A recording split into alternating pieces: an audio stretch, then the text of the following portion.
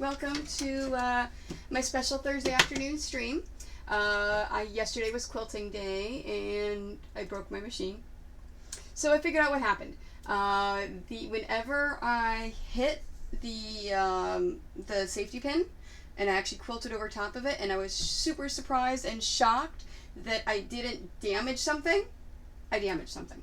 The piece up in here, actually into the body, it looks like it was bent just a little bit, so, one of the pieces in there. So what was happening is that the needle was then going through, and every now and then it would hit the actual bobbin case. So, and then it would shatter the needle because I just can't handle that. So, yeah, at least I found out. Dogs. At least I found out what happened to my machine. So I'm taking it in to get repaired. Oh my gosh, dogs. There must be a dog walking by or something. Enough! Yeah, that's what it was. Luckily I don't need that machine to do binding. So I'm going to use my good old inexpensive CS6000 Soleil! My good old-fashioned CS6000 to do the binding today.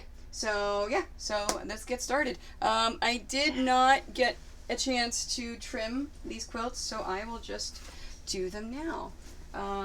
Whenever you trim quilts, and it'll give me a chance to show you how I trim them, there is a way you're supposed to do it, and a way that if you really don't care, that you can do it. The way you're supposed to do it is, of course, measure everything and trim exactly to make sure that your quilt is squared, to make sure it's perfect.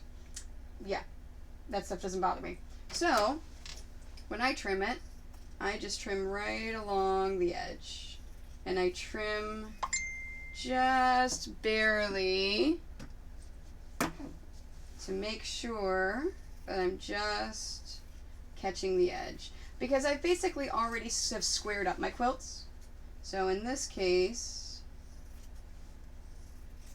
I am just doing the edges.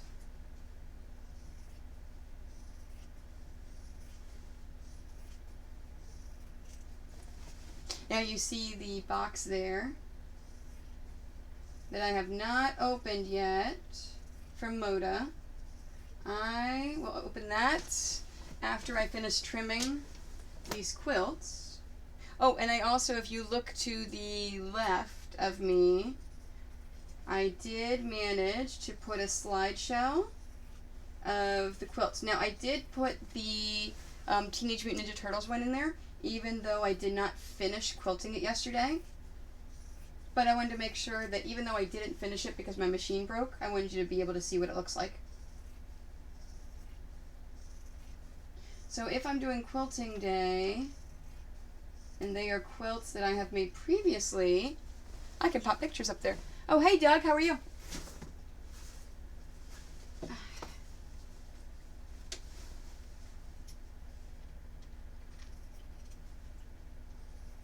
You're not sad because you actually can tune in for a stream.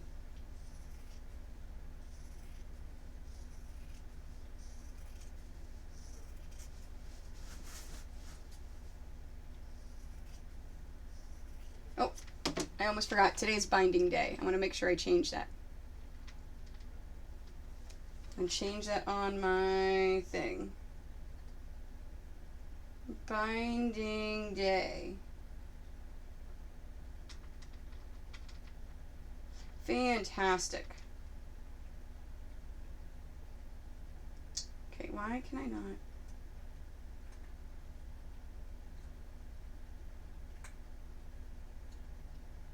There we go. Update, fantastic. Yeah, lunch breaks are always good. You may notice, if you are on your computer, I now have a subscribe button. Don't hit the subscribe button. So, it is something I am working on for, benefits, what you would get for subscribing, things like that.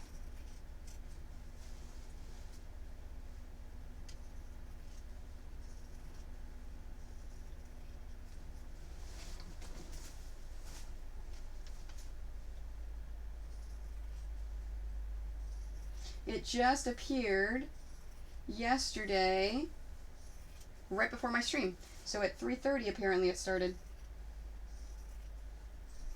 So I am super, super excited about that. So for those of you that are watching on YouTube, if you're not familiar with Twitch, you're able to subscribe. So on YouTube, if you subscribe to YouTube, you just get notifications whenever I put up videos. Twitch is a little different. If you subscribe to Twitch, you actually get some benefits in addition to the to being able just to watch the videos. Each streamer is a little different. Most benefits are some kind of emotes that you can use in the chat. So and there's also supporting your streamer, giving them more money so they're able to stream, things like that.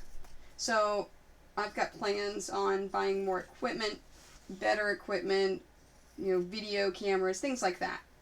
But I haven't decided what I'm doing. So I'm thinking, because there's different levels. You've got the $5 level, which is also if you have if you have Amazon Prime, you get 1 free sub. So I'm thinking for that level, I may do special emotes. And I was talking to Amber yesterday, emotes like a cartoon thread, a badge for a sewing machine, things like that we can put in there.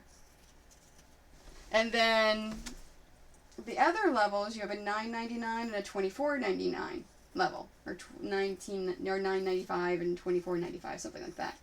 For those levels, I'm going to do something with the actual quilting. So either with patterns, fabrics, something else. But I've got to figure it all out and get it all into place before I can accept any subscriptions.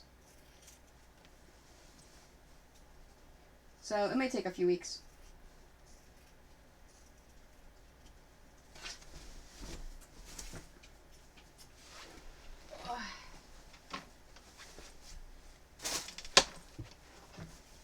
So how have you been, Doug?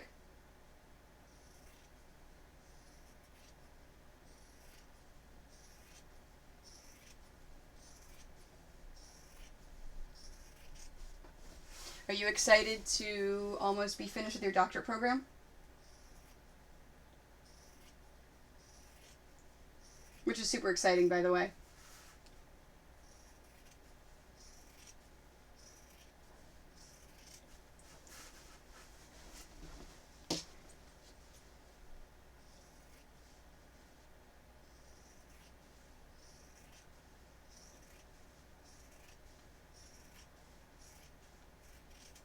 Oh, and for those... Oh, it's master's. For some reason, I thought you were getting your doctorate. Well, master's is good as well. And for those watching on YouTube, super excited. I know Doug is super excited because we found out that New York Comic Con would like to have us back again. So we will be at New York Comic Con again. Same exact place we were in last year and the year before. And Doug is going to fly... Oh, master... Oh, okay. Halfway between regular masters. Okay, yeah, that makes sense. See, that's what I thought it was some kind of doctorate program. So Doug is going to fly out and help us at New York. So I know I'm excited. I know he's excited. It's going to be awesome. You know what? I realized I was just throwing this over there, and I really should fold them. So today I only have 4 quilts to bind.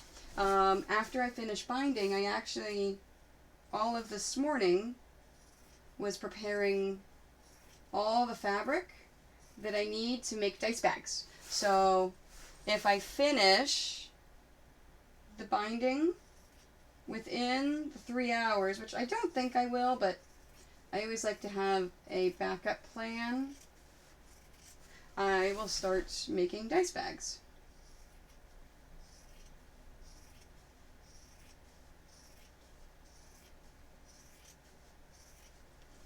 And I wanted to have this all trimmed before the stream started, but I ran out of time.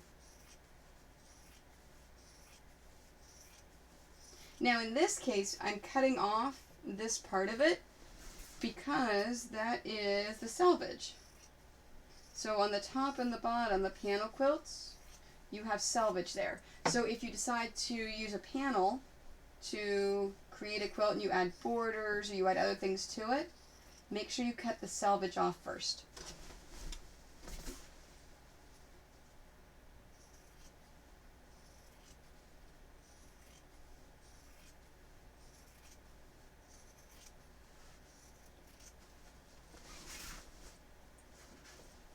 I'm glad you're super excited. So am I. You know what? It's funny because I have had... New York is an interesting convention. It has a lot of very complex logistics that go into it.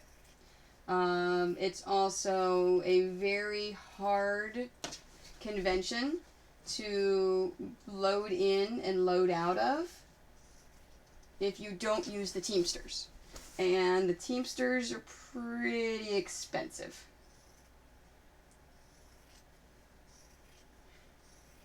So it causes a lot of stress, a lot of anxiety. It's just a really hard convention to do. But I love doing it. So I think this is the first year where I'm actually really looking forward to it.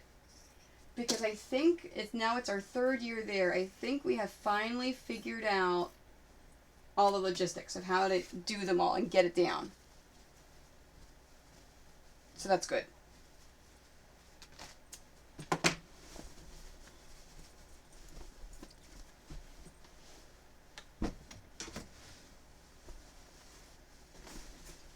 Okay, I started cutting this one yesterday, and then I stopped. So I will just pick up where I left off.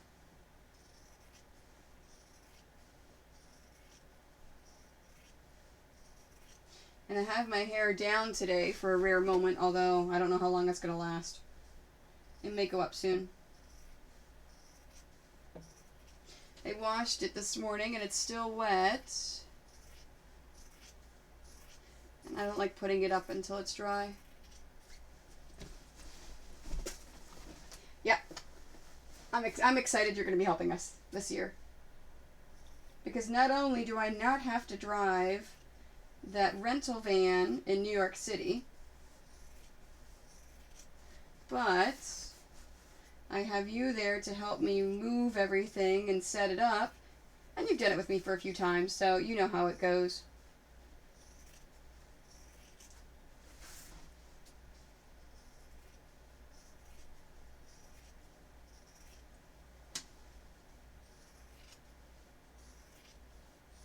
Oh, I need to book your flight. Okay. Remind me, Doug, poke me next week, either Monday or Tuesday, and we'll get your flight booked.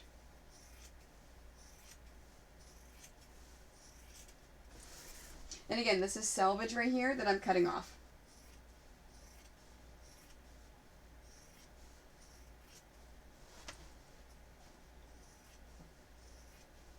We do not want all those little holes to be part of the quilts.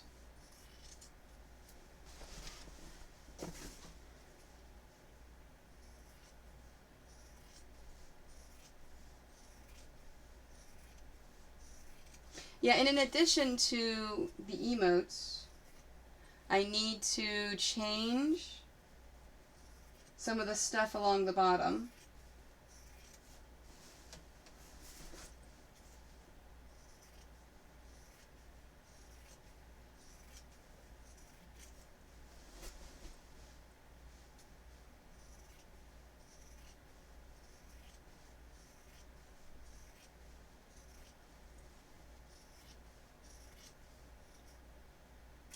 There we go.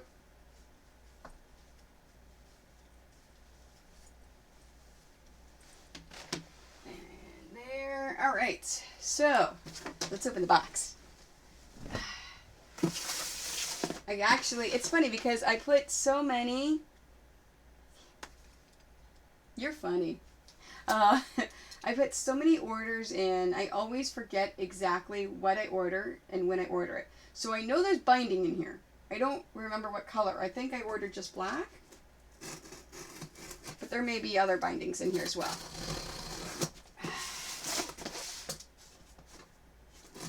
And it feels like it's full. I don't think I bought that much binding. Oh, well, I put a bunch of stuff in here. Alright, what's this? Ooh, pre-cut assortments with display box for Moda Candy. Moda Candies are the little sample packs of stuff. Very cool. Alright, this is all my legalese. I need that later. Yep, I just bought black. So I bought solid black bindings. Alright, let's get rid of that. So let's put it over on my rack.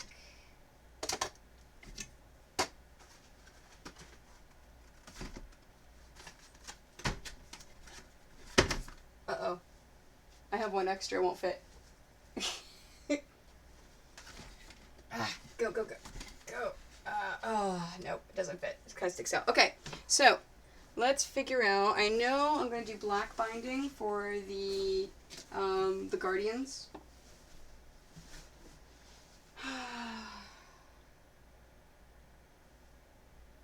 You know what? Maybe. Let me take that one out of there.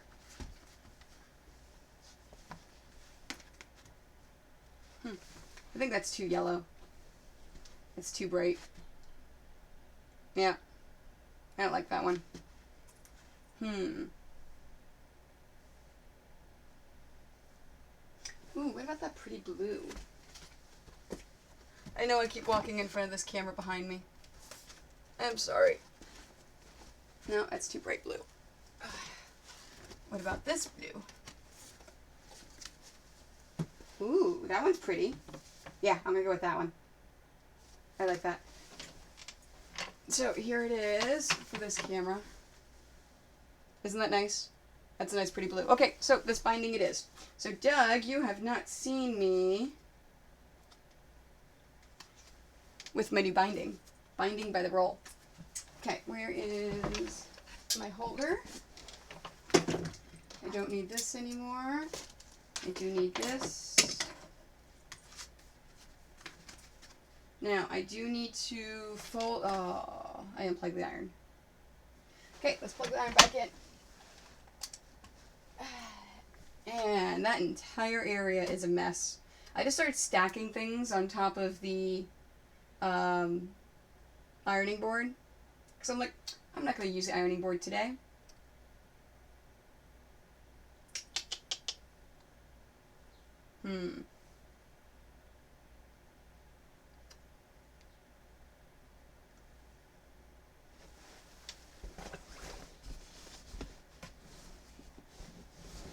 Alright, so I'm going to use this as an ironing pad. And let's iron it right there. So, what I'm doing is the ends of this looks like this. So what I'm doing is I'm going to fold this under just a little bit and iron that in place, and then that way I don't have any raw edges on my seams.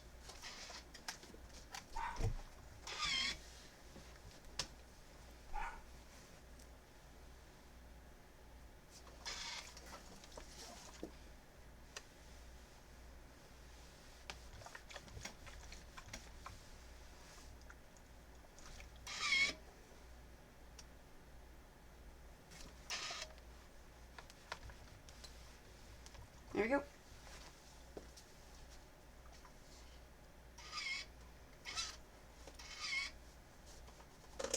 Stay. All right. There's my first one. So, it is now ironed, folded over, so I don't have any raw edges. Okay,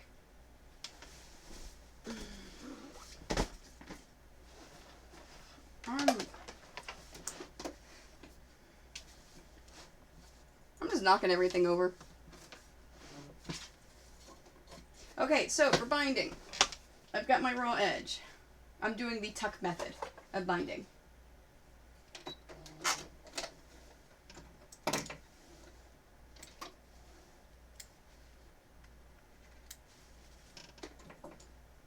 Okay, oh, I still have a pin.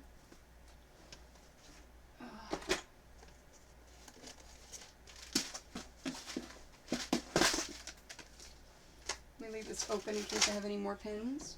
Alright, so what I normally do is find the center, and that's where I start. I already have figured out, by doing this over and over and over, that the lap size quilts have, I don't have to worry about the seams going around on the corners, because you don't want the seam to be on the corner. So you see the seam is actually right here, so it kind of goes there and it's not going to be there. So it's actually good after you make your binding, even if you use pre-made binding like this, if you run it around the length just to make sure, and then you can start around the same area. But I'm fine on these lap quilts.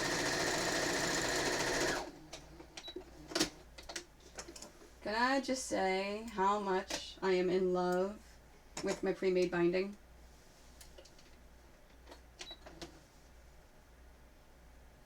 It is the one thing that I really, really do not like about quilting is making binding. I hate making binding.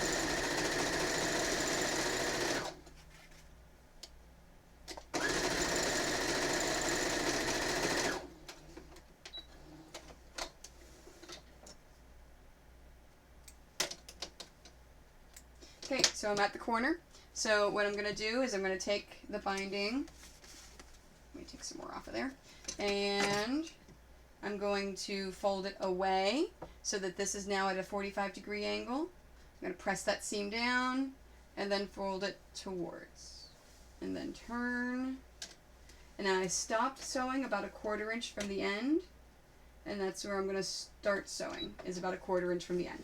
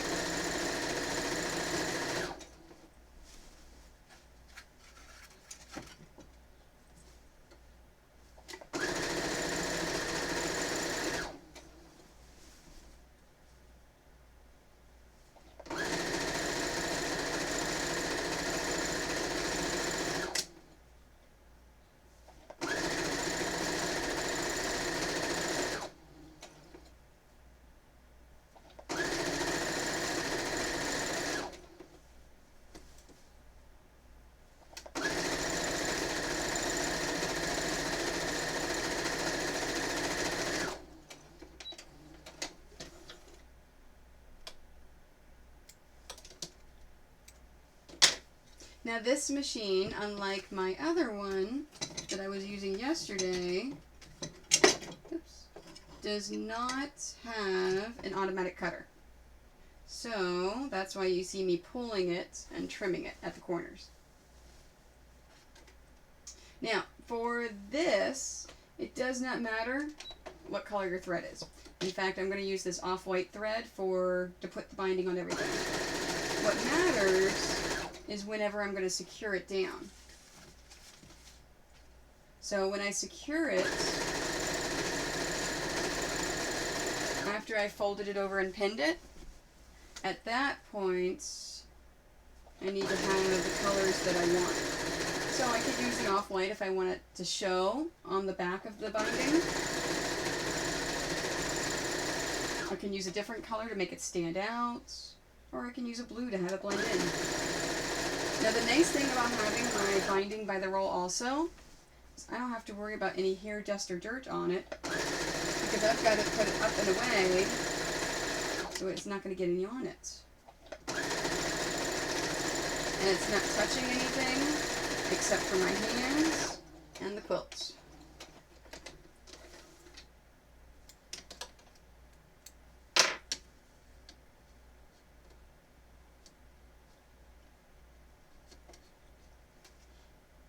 And fantastic. Thanks, Nerd and Needle.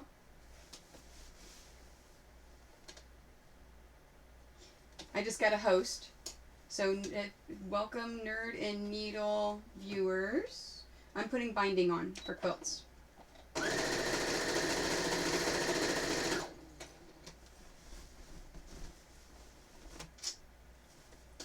Hi, Nerd and Needle. How are you?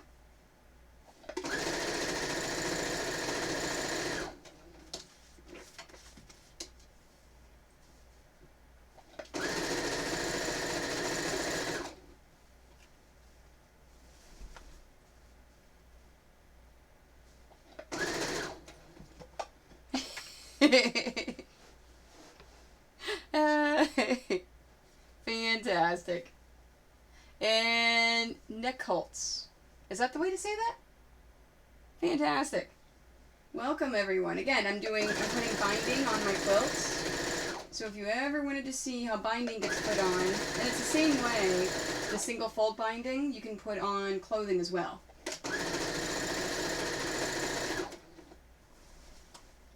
Nichols or Josh? Okay. You know what? I'll remember Nichols.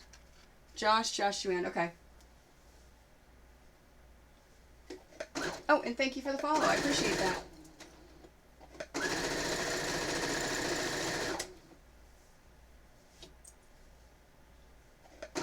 I'm almost done putting the binding on this one. The pictures that you see scrolling on the left-hand side are the quilts that I am binding today that I did in yesterday's stream for quilting.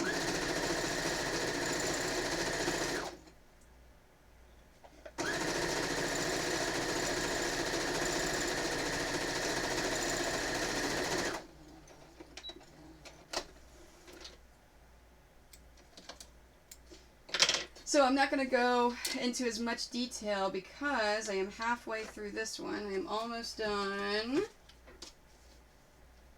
And yes, that's pre-made binding on the roll. It's fantastic. I actually just finished going on and on about how much I love this stuff before you guys joined me. And then the next Beauty and the Beast one, I'll walk you through step by step, start to finish of how I put the binding on.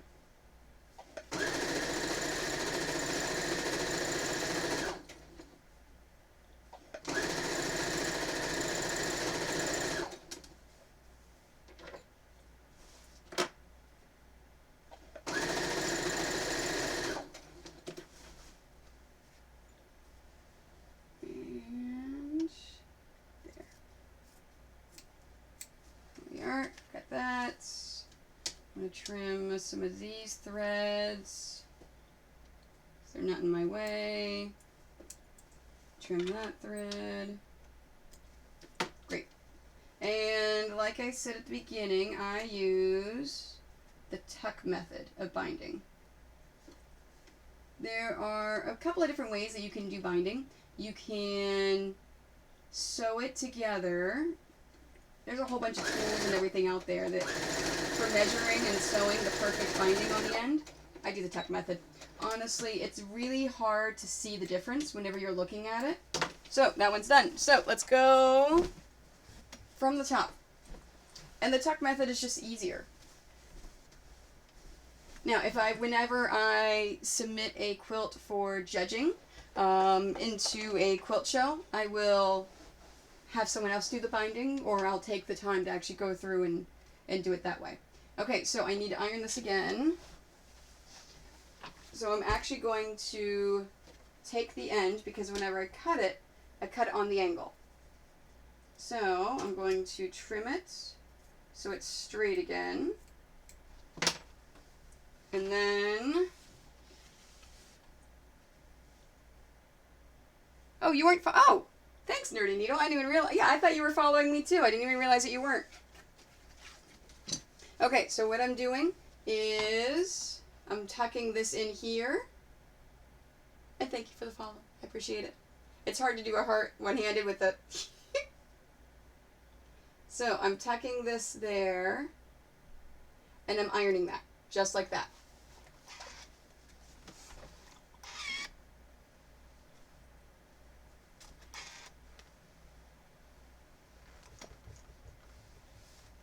And then after I iron that, I'm folding this over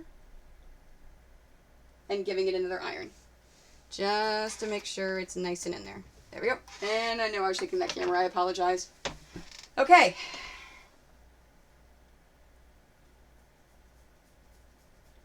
You know what? It's funny because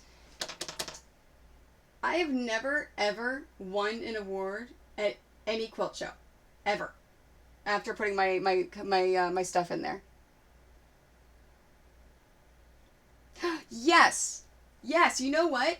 And I need to give you a follow too. I need to go on and watch your stuff and give you a follow because I remember and whenever I was first doing Twitch and setting everything up, I think I caught you on my husband's Twitch account. It was before I even made my own Twitch account. And I think you were fulfilling Etsy orders, like scarves or something like that. And I'm like, that I like your setup of how you can see the machine and there. And I think we have the same machine, actually. I remember seeing that. So, yeah, no, I need to throw you a follow, too. In fact, I am going to go to you right now. And follow. There you go. Okay. I took care of that before I forgot. Fantastic. So, yeah, I've been meeting, and I couldn't remember your... It's funny, because whenever I saw you, I'm like, oh, hey, I know her. I met her at St. Louis. And then I couldn't find you again for some reason. So, I'm glad you popped on. Thanks. I appreciate it. Okay, so, binding. Oh, yeah, so quilt shows. Whenever you... Don't ever be afraid of if your quilt's not good enough, enter them. Because honestly, even if you don't win anything, and I've never won anything in a quilt show, if you enter them, you learn something, and you learn a little bit more and more, and they're good experiences. I mean, I love them. So, yeah, don't be afraid to enter your stuff into quilt shows, even if you don't think it's good enough, because you quilt for yourself. You don't quilt for awards and for ribbons and for things like that. So don't be afraid of that. Ooh.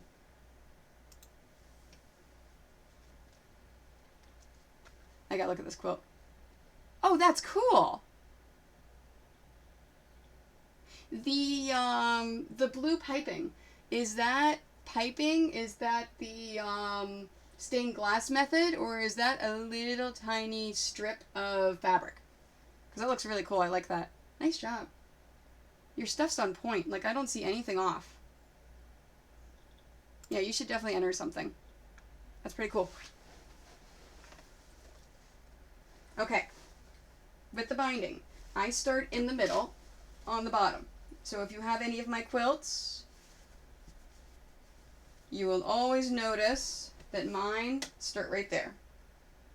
And raw edge to raw edge, and this is also binding for clothing as well. This works. And you want to, and this is the tuck method again, secure it down for about 3 inches. Just the bottom layer. So this bottom layer right here, I only secured that down. Now I'm going to fold this over and I'm going to pick it up, starting right there, right where I stopped. And I'm going to, oh, hi Hell Chick, thank you very much for the follow. I appreciate it. See, now I can do a heart. I'm not holding anything.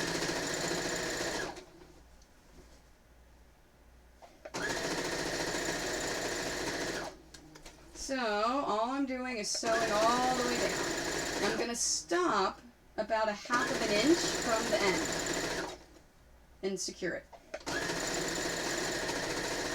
In this case, I'm just going to hold it because I'm bad on my machines. I'm really rough on them, so I hold it in place. You're supposed to hit the back button to secure it. Yeah. This is why I have 10 of these things. Thank you very much, Nerdy Needle. I appreciate it, and thank you very much for the host and the follow. All right, so now I'm at my corner. I've stopped about a ½ an inch from the end. I'm going to take my binding, and I'm going to fold it away, press it down at a 45-degree angle, and then fold it towards, and press down the corner. And then turn it. I'm going to start sewing about 1/4 to 1/2 an inch from the end. And raw edge to raw edge, just continue on sewing. So the bias, the pre-made bias, I discovered at Spring Quilt Market in May this year in St. Louis. It is amazing. It is super cheap. It's like $1.50 a yard, which, if you've ever made binding, $1.50 a yard is so worth it. So worth not having to do that.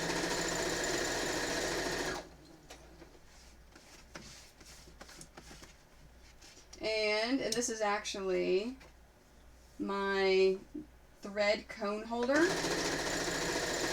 that I'm using to hold the binding.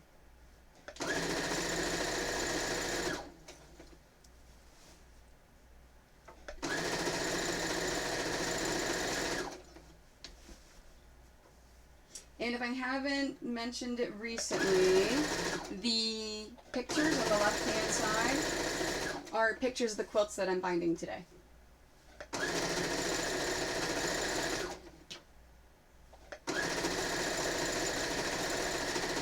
Alright, and again, I'm stopping about 1/2 an inch from the end.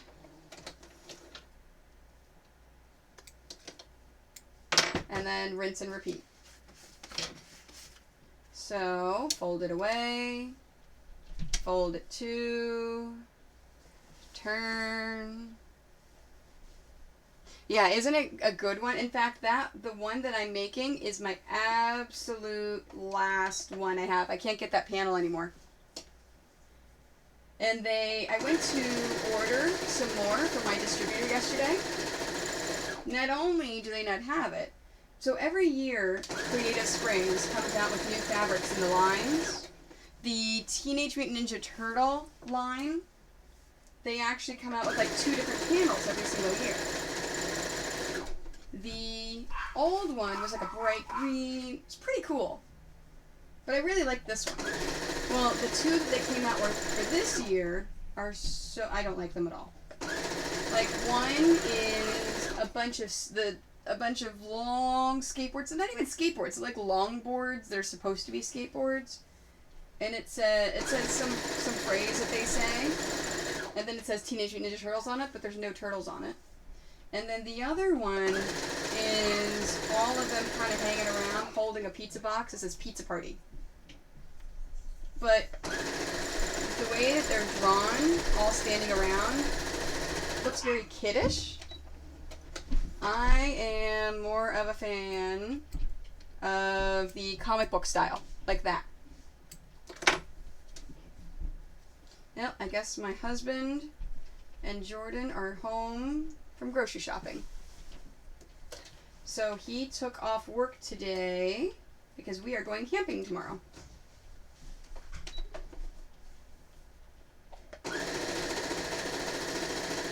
After I finish this one, I still have... No, it's not even Cowabunga Dude, right? Like, you would think with the skateboards it would say Cowabunga Dude, or, yeah. It's I don't know what it said. Something like surfs... Well, maybe it was surfboards, because I think it said surfs up or something. I don't know. So, yeah, nope, so I am... That is my last Teenage Mutant Ninja Turtle for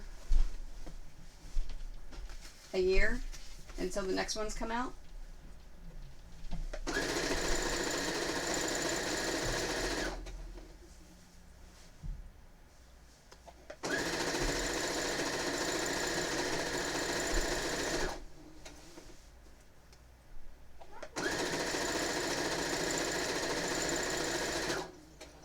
And if I finish all the binding today before 4 o'clock, which is when my stream is scheduled to be done, I'm going to make dice bags.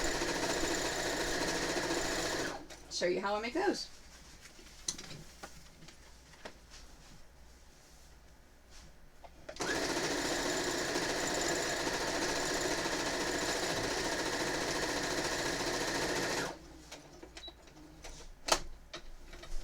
No, and that's the thing, is that they don't even have to get around copyright stuff. They have the copyrights. So all of these fabric manufacturers, like Creative Springs, have to have the copyrights to print them at all. So they pay the copyright. So they've paid the Teenage Mutant Ninja Turtle franchise to print the stuff that's not even great. So, yeah, I was disappointed about that. Like, all of these quilts have the copyrights. The copyrights have been paid. It's licensed fabric. So, I don't know why they did that.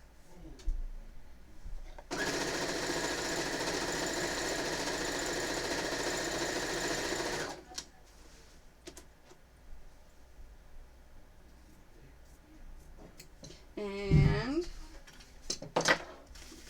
I can put this away. Man, I love my bias by the roll.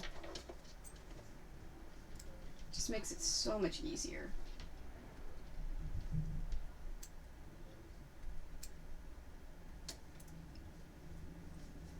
I'm just trimming all of the threads.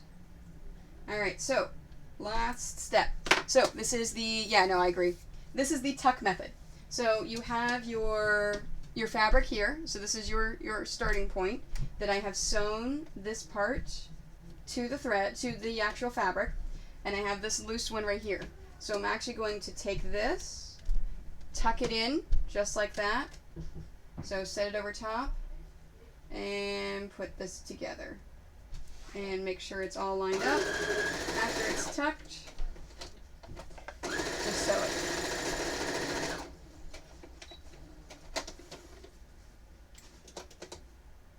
And that's it. And there it is. So that's the start and the end.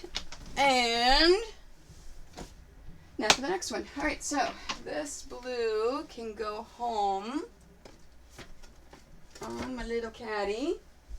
Time for black. So with the Guardians of the Galaxy stuff, I am just doing a solid black. Oh, let me iron this before I forget.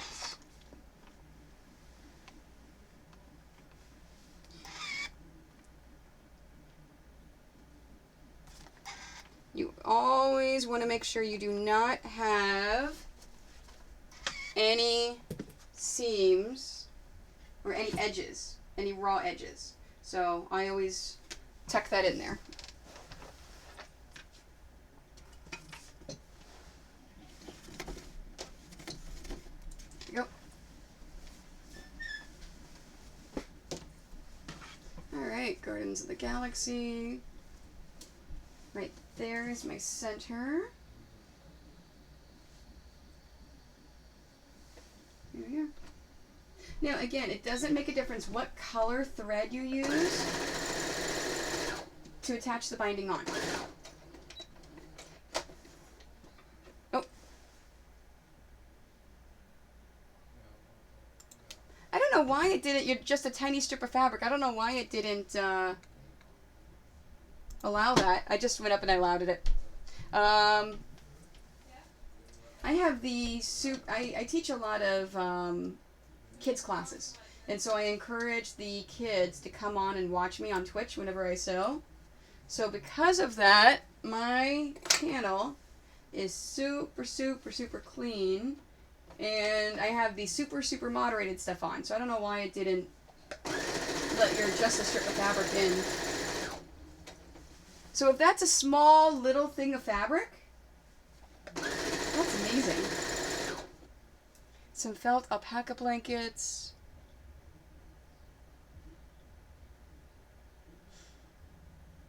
You know what, Hellchick? It's funny. I have a friend of mine who is an alpaca farmer. He has a bunch of alpacas. He's one of the people I'm going camping with this weekend. And he shears all of the alpacas and then turns all of the wool into socks and blankets and things like that. I'll ask him this weekend if you want to pop back with me next week. I'll ask him this weekend if the binding, I'll bring my pre-made binding with me, and I'll ask him if he thinks that's a good solution for finishing off blankets with alpaca. And I can actually let you know. My husband actually helps him shear every year. He says that the alpacas spit, and it's horrid, and it's hard to wash out.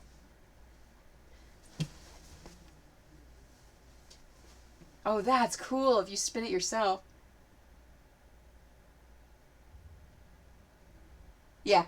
I mean, it's funny because it's the first year, both he and Jordan, his daughter, went and did that. You know, my stepdaughter.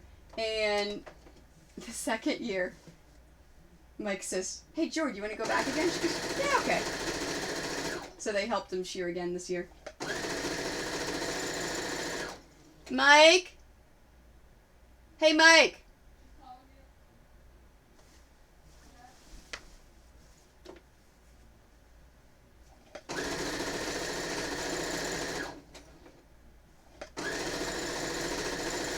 I'm gonna have him remind me.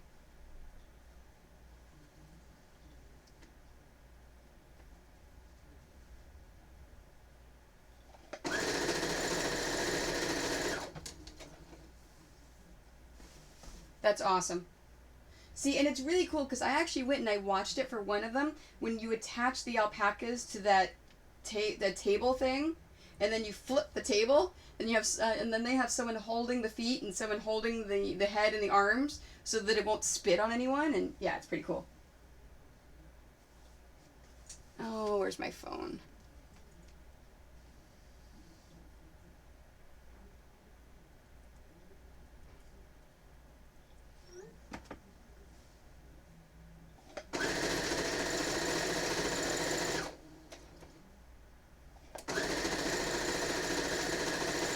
I like to go to his house to pet all the cats and the alpacas. For the first couple of years, I kept calling them llamas. And he would make fun of me. They're not llamas. They're alpacas. You know the difference.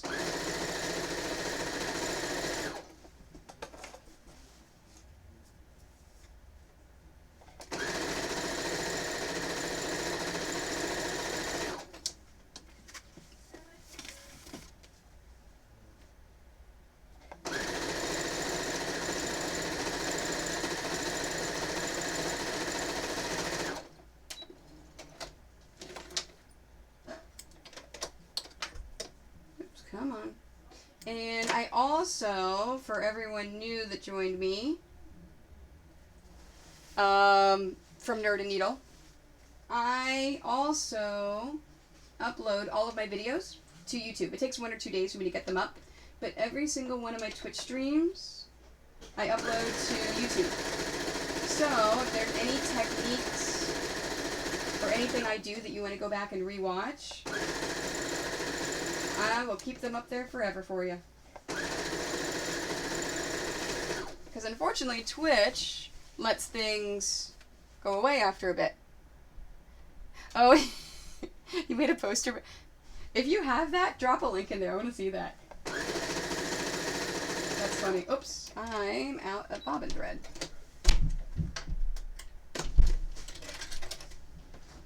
I always pre-wind my bobbin thread. Just easier that way.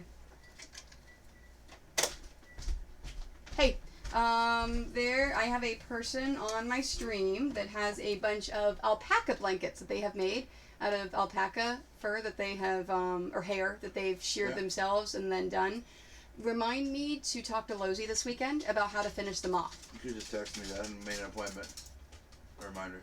Well, you can make an appointment reminder. Okay. Because so I'm going to bring this with me, the binding, and show it to him how I do quilts and see if he thinks it'll finish off the alpaca blankets that way. Oops, I broke my thread.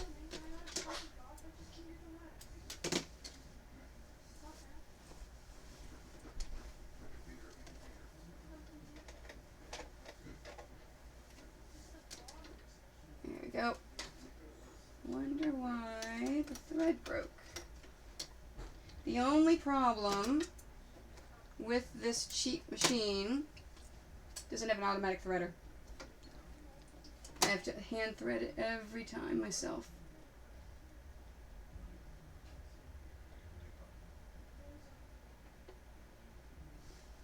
But I am super, super rough on them. So for piecing, I will always use a cheap machine. Because in that way, whenever I break it, it is cheaper to buy a new one than it is to fix it. So I just buy a new one. Hi, Marley. Are you coming? You want to say hi to the camera? Come here. Come over here. Sit. Sit your butt down. Come right here. Sit. No. No, not stand. We're still learning all of our tricks. I know. You're a good boy, aren't you? Oh, that's a good boy. All right. I know what you want.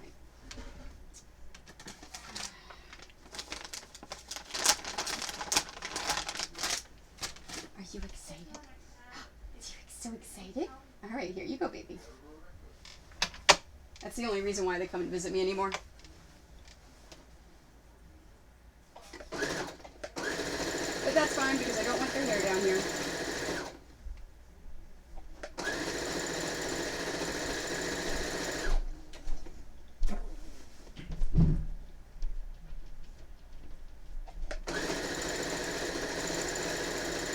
See, and my parents are in Maryland, so I grew up in that area where there are a lot of llamas. I don't think I've ever seen an alpaca until I went to Losey's.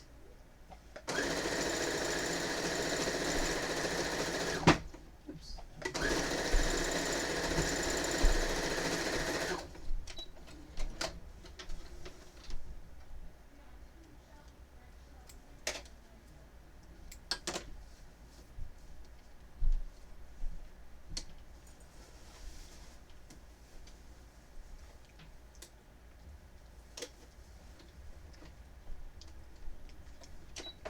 Yep, so camping this weekend,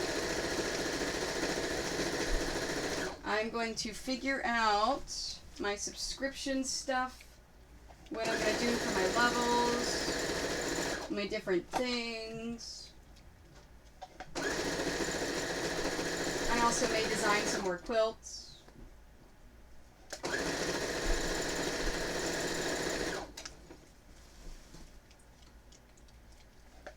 It's weird whenever I go away and I cannot use a sewing machine. Now, I could bring one of these, my portable ones, with me. But it's better if I have the computer and I sit and chat and stuff while I work on the computer.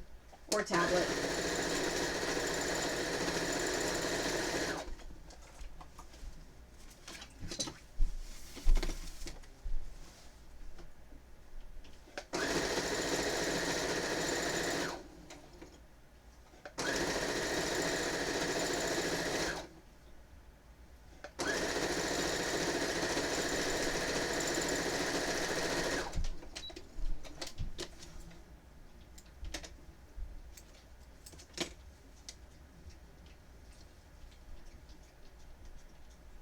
There we go, and the last corner, and then I have one more Gardens of the Galaxy, and then I will show you the second step. So this is step number 1, putting the binding on. Whether you make the binding yourself, or you buy pre-made binding. Now, they have pre-made binding by the package. I prefer the roll. I just buy the entire roll because I use so much binding. I make so many quilts. But this binding, if your local sewing or quilting store carries it, you can buy it by the yard. You don't have to buy the entire bolt.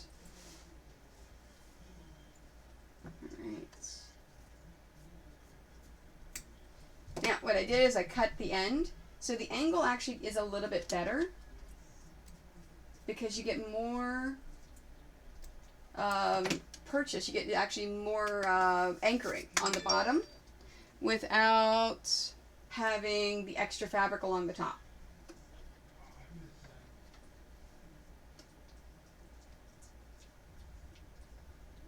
There we go.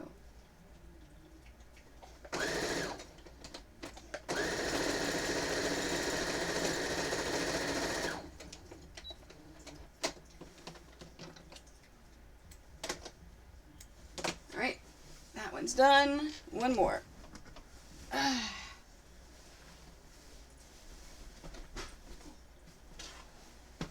We'll do step number 2. Okay, let me iron this. My ironing board is covered in fabric. And I'm cutting this straight again, which is why I can't use it.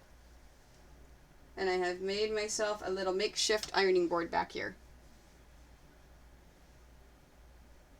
Okay, folding over the fabric.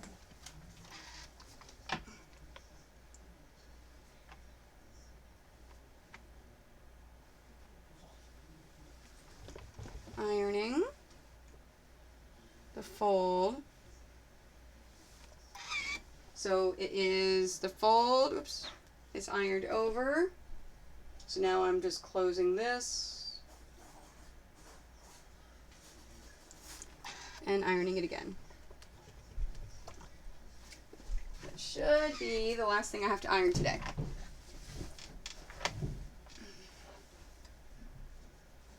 Okay, and I'm placing, oops, I got a little bit of hair. Good. In the middle.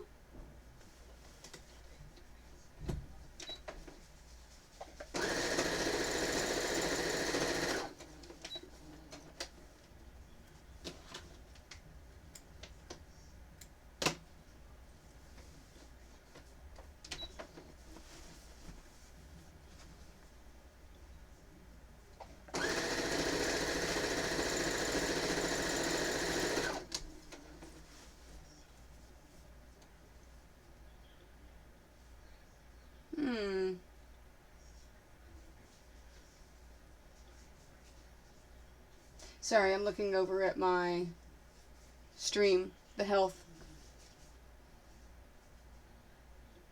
No, it looked like it was going to dip, but oh, it's fine. Never mind. It's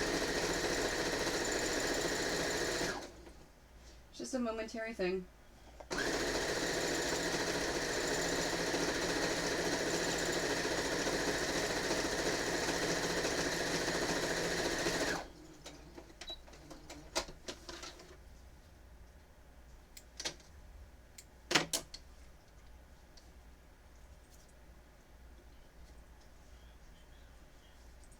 So, Hellchick, with the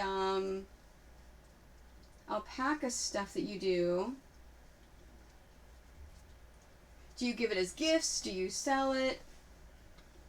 Is it just for your own enjoyment?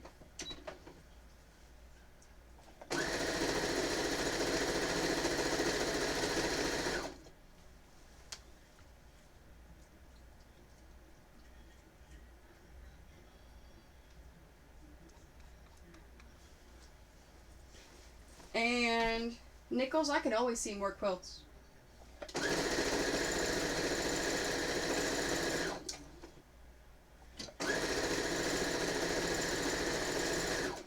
I love going to quilt shows and seeing quilts and getting inspired. All that lovely stuff. Oh, you're a knitter too. Well, I guess that'd be nice with something to do with the rest of the alpaca yarn. That's awesome. Oh, hi, mister. Are you done with your bone? Was it good? Was it tasty? You're a good boy. I can't pet you and love you right now. I'm sewing. I don't want to get any hair on it.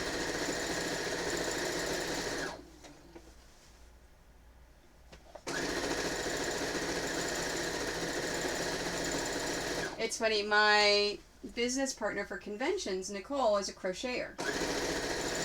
And I keep telling her I want to do a stream where she crochets while I sew. So like when I'm down in her area, set it up so people can watch her crochet and me quilt. And she says, no one wants to watch me crochet. I'm like, are you sure?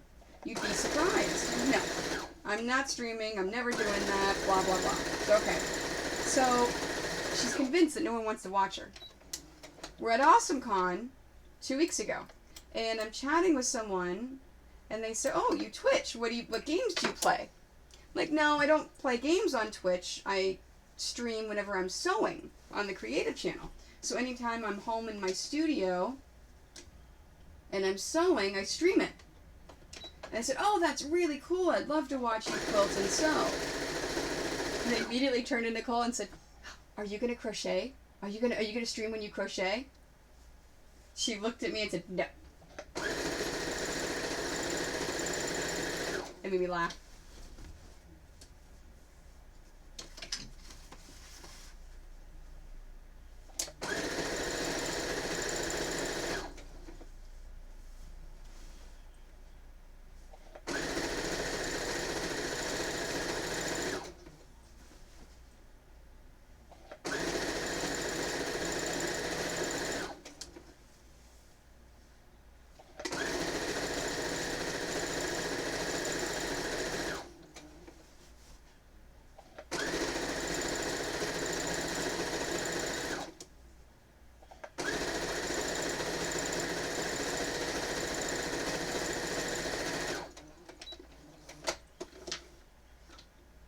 Yeah, see, I get a mix of people that watch me on Twitch.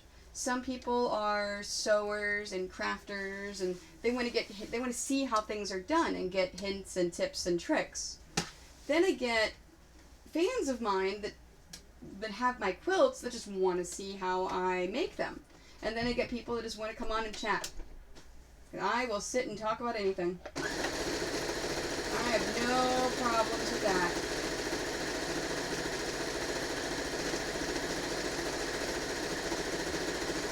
During the school year, Jord is in robotics club, so I semi-did it this year, but I'm definitely doing it next year. Whenever I make the bumpers for the robot, I'll stream that. And I'm thinking I may redesign the entire pattern that they give you because it's horrible. You can't read it. If anyone tries to follow that pattern, it's bad.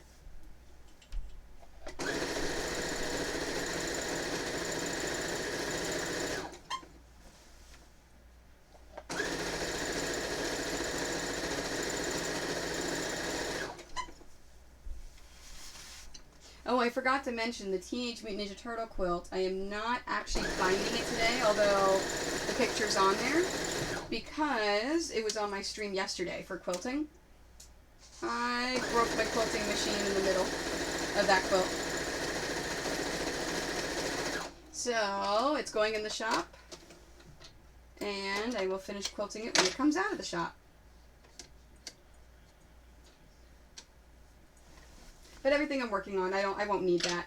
I just won't have that quilt for Heroes and Villains in Nashville. I'll just have to wait until either Con Bravo in Hamilton, Ontario, or Gen Con to have that quilt available.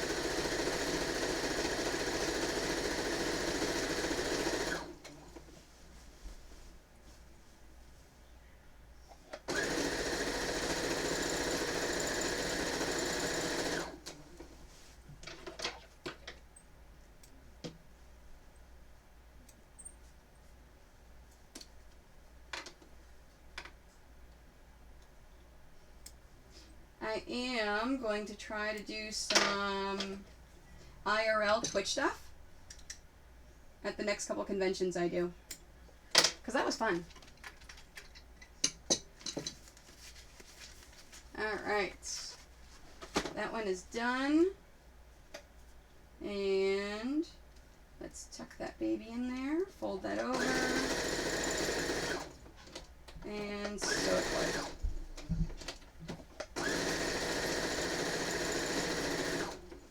There we go. All right. Done. So, what I'm going to do is I'm going to switch this camera behind me so it's going to, so you can see this area right here. That way I can show you exactly how I do step number 2.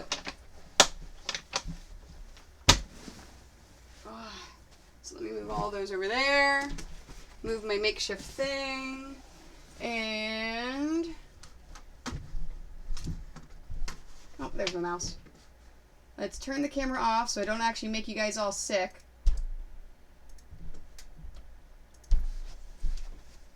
And move.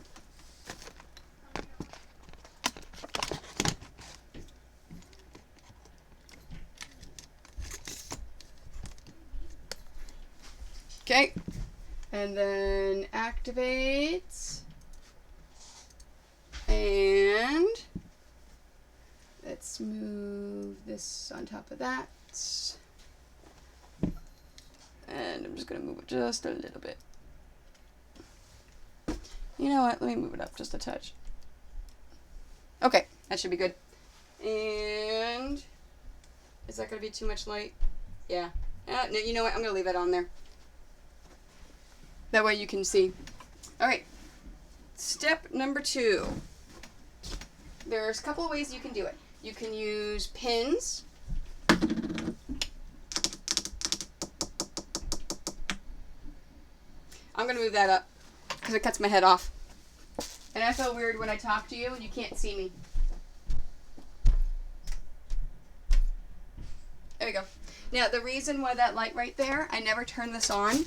This is a daylight special light. So it actually, it's funny because I have 2 different sets of lights.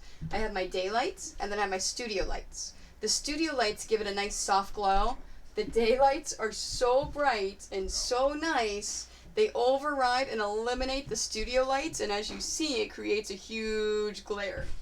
So normally, I turn it off and do that. But in this case, I want to make sure you can actually see it a little bit here. All right, so step 2, there's a couple of different things you can do with this. You can use pins, regular pins. Do I have my clips handy? No. You can also do clips. There's Wonder clips. There's all sorts of other kinds of clips you can use as well. And, oh, hi, Firesicle. How are you? I do. I actually do make quilts for a living. You can see my site is quiltoni.com. I travel to video game and comic book conventions around North America, sell the quilts, sell pillows, and I have my own line of quilt patterns. So I've got that as well. So we're doing binding day today.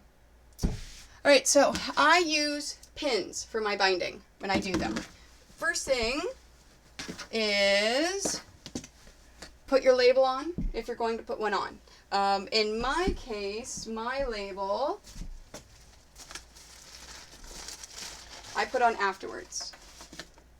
No, I actually don't do any conventions on the West Coast unless I'm brought in as a guest.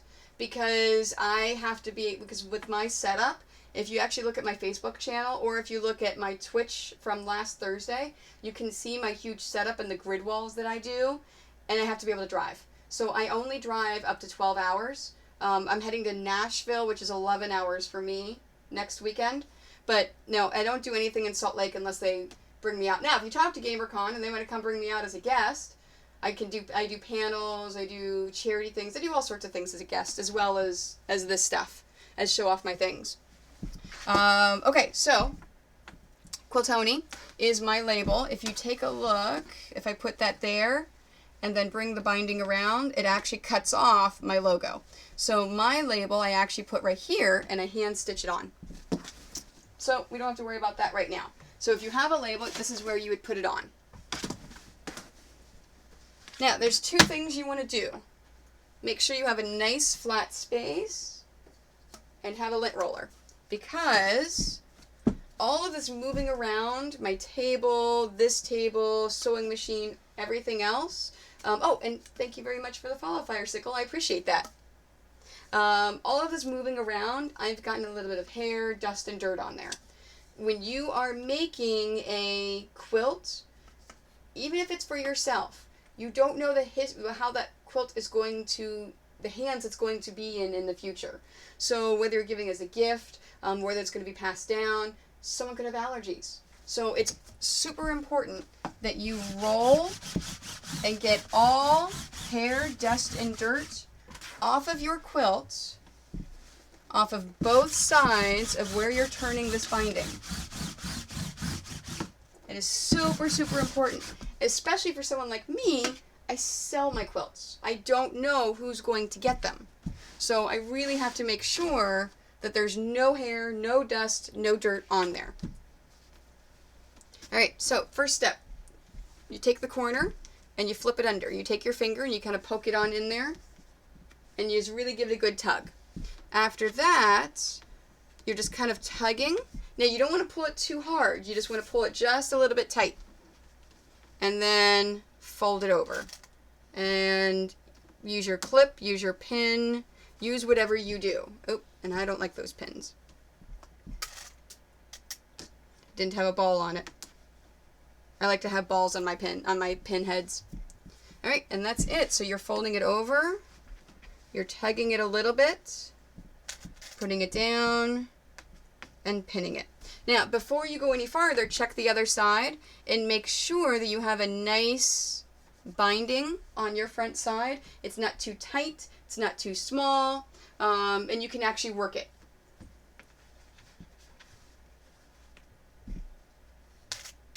And you just tug, fold, pin. So like I said, I'm not pulling it with a lot of force. I'm just tugging it a little bit, folding it, and pinning it. And I'm doing this all the way down. Now I did already roll all the hair, dust, and dirt off from both sides of this entire stretch. So I do not have to worry about doing it again as I move. If you don't have a large table like I do, or if you have a larger quilt like a double, queen, or king, and you can't fit it on your cutting table and roll the entire side, do it in chunks. So roll one section of it, pin it. Roll the next section, pin it.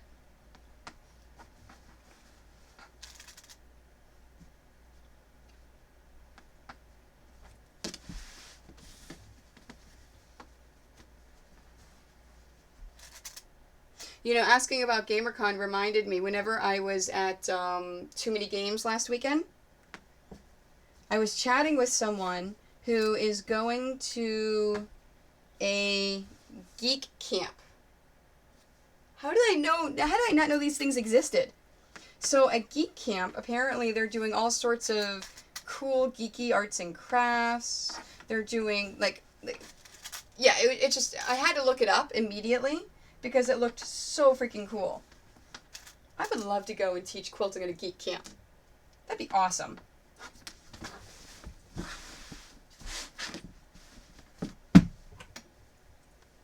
Alright, now we've got this section. Remember I said at the beginning, I don't know how long my hair is going to stay down? Yeah, it's getting in my way. It's annoying me.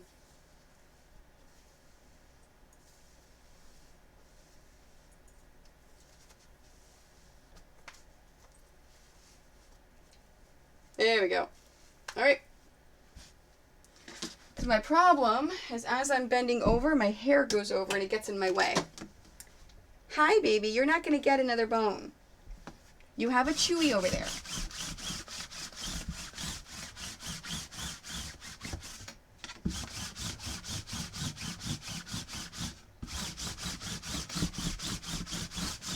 Now you notice I did not do this corner yet. So I'm just rolling this whole thing.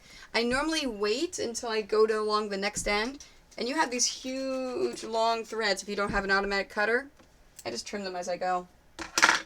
Now at the corner, what you want to do is you want to pull this end, fold it, pin it just like normal, leaving the corner open. After you do that, make sure you put your finger in there, you pop that corner out all the way, then tuck the corner in. So it's the opposite of the way that we put the binding on. So tuck the corner in and then fold it there. And then I put a pin in my corner, just like that. And then I'm just doing the same thing I did on that first one.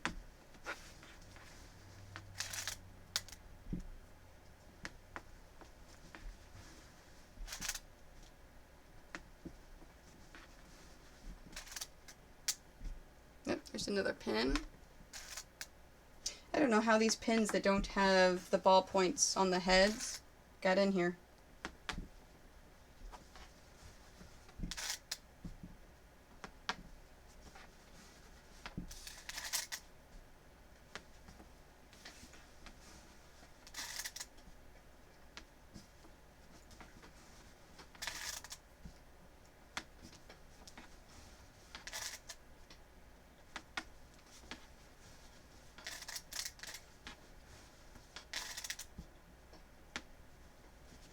Go. Now whenever I am pinning, I always want to make sure it's on my mat, on my cutting mat.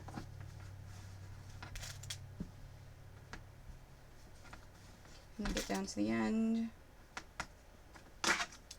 And let's trim this thread.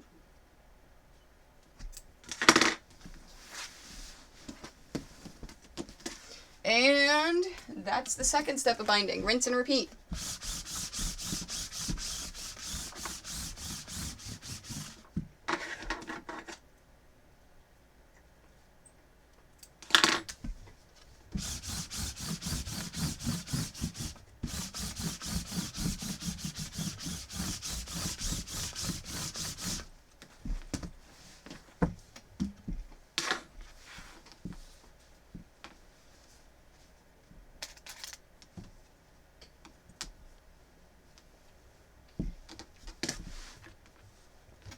Okay, again, I'm pushing out the corner, not all the way, just enough to make sure it's in there, and I'm folding and then folding.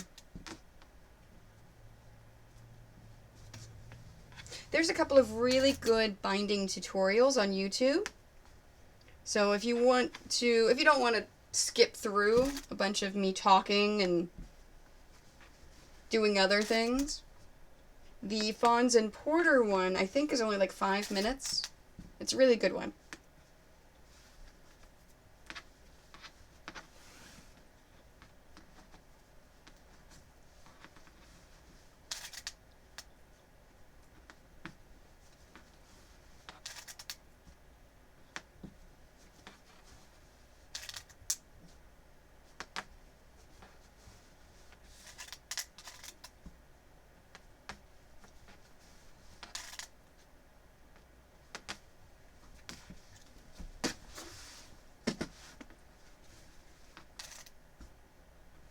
You know, I really should take this and put it there.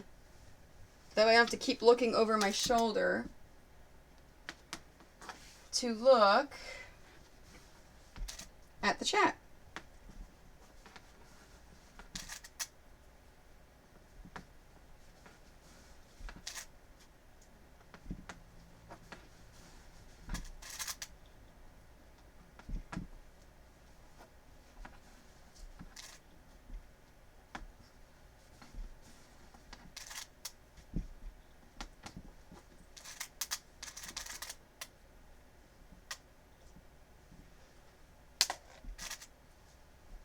You know what I think it is? I think they're the pins from my binding, from my pre-made binding, because it comes with a little pin in there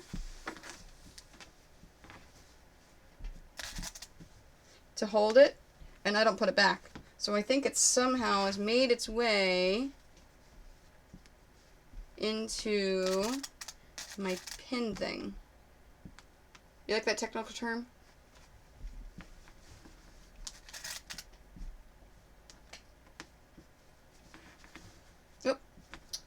Look at that. Here I am talking and forgetting the important step of rolling.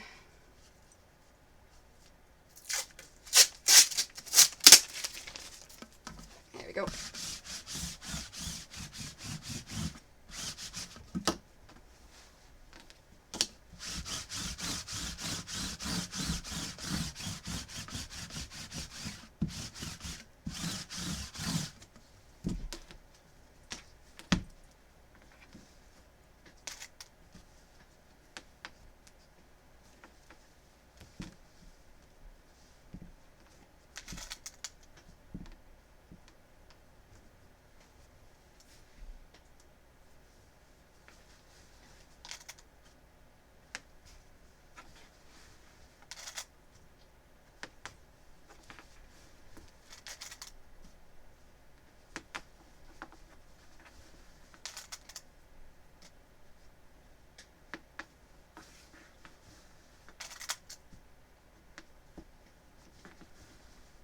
All right, now I'm reaching the bottom where I did the beginning and the ending of the binding.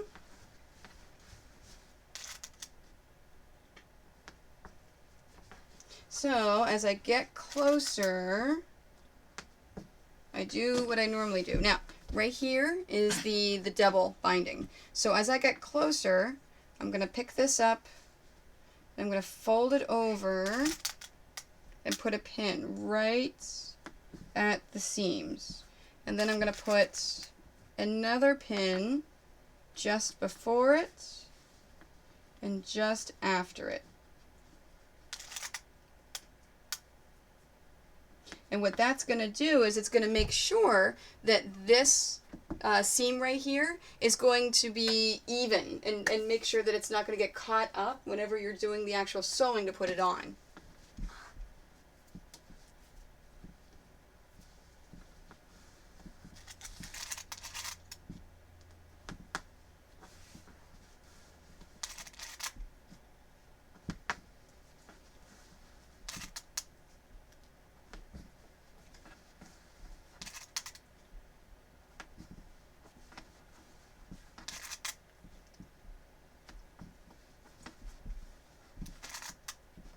Alright, now the last step, my last corner, I've already got the other side pinned, so I just have to pop that out, fold it, pin it. Now, you may notice I just did it, I didn't mention it, my pins at the corner are pointed in a different way than the other ones. The pins this way are pointing out because as I sew, this is going to be the inside of my machine. So as I sew, I don't have to worry about these pins. And I pull it out after. The corner ones, after I get to this area here, I'm then going to pull the pin and continue on.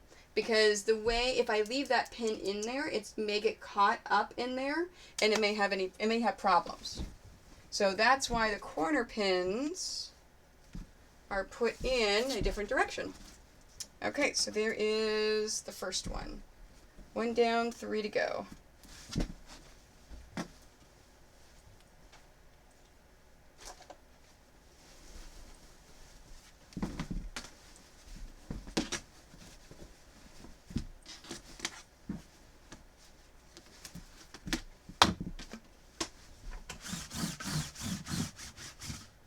So this is step 2 of the binding. After this, we secure the binding on, and that's it. And then we add any labels if we didn't add our label before. Now, even if you are making labels for yourself, for your own personal use, and you're never going to give one away, still label it. Put a label on there. Say who made it. Say when it was made. Something, you know, I've had labels on my quilts for years and years and years, but it would just be Quiltoni. That was it. Nothing else. I've just recently realized that those dates are super important because I've been doing this now for a business for 7 years. So the quilts that I made 7 years ago are not going to be at the same level as the quilts I made today. But if you have one of the original quilts that I made in 2010, well, I didn't make that many that year. So the years are important. So even if you're just making it for yourself, put a year on there. Because then later on down the road, as that quilt gets passed down and passed down, somebody would want to know when it was made and who made it. Even if you just put your name on there. So I've started recently putting the dates on the quilts.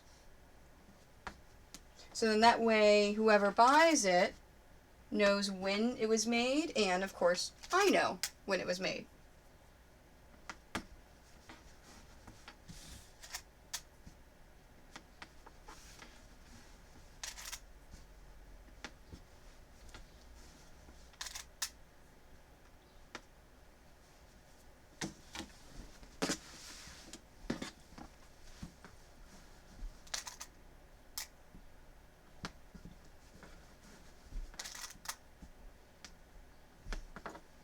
I'm sitting here looking at all of my character fabrics, I'm down to one double-sized TARDIS quilt.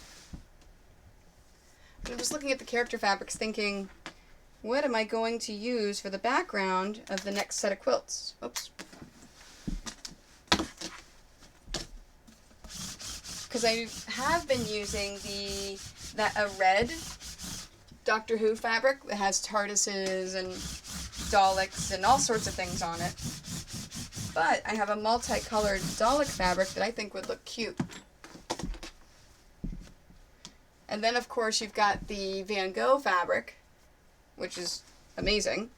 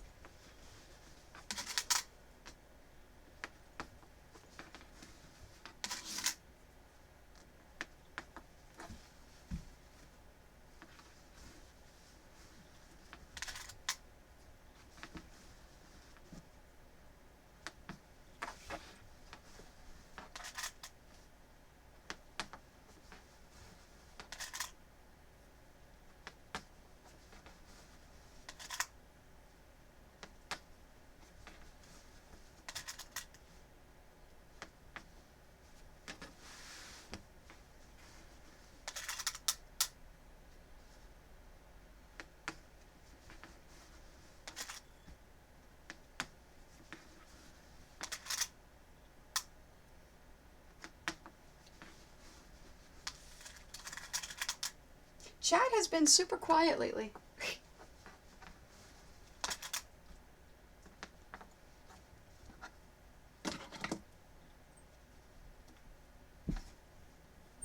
It is either because everyone watching now is watching on their phones or TVs, or you guys are just quiet.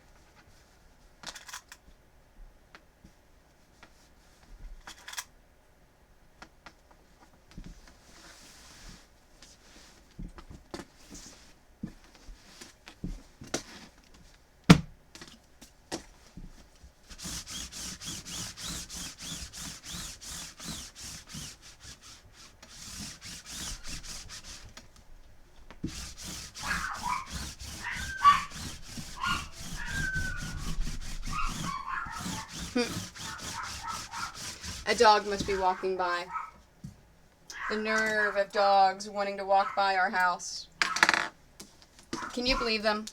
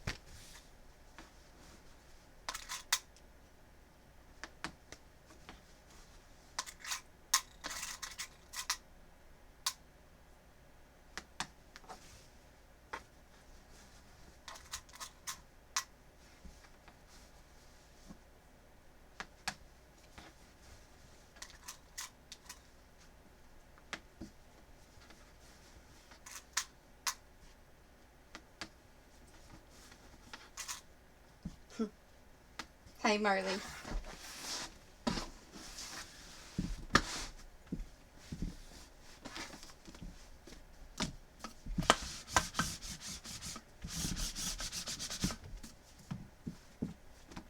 Yeah, at this rate, I'll probably have time to work on dice bags in a bit.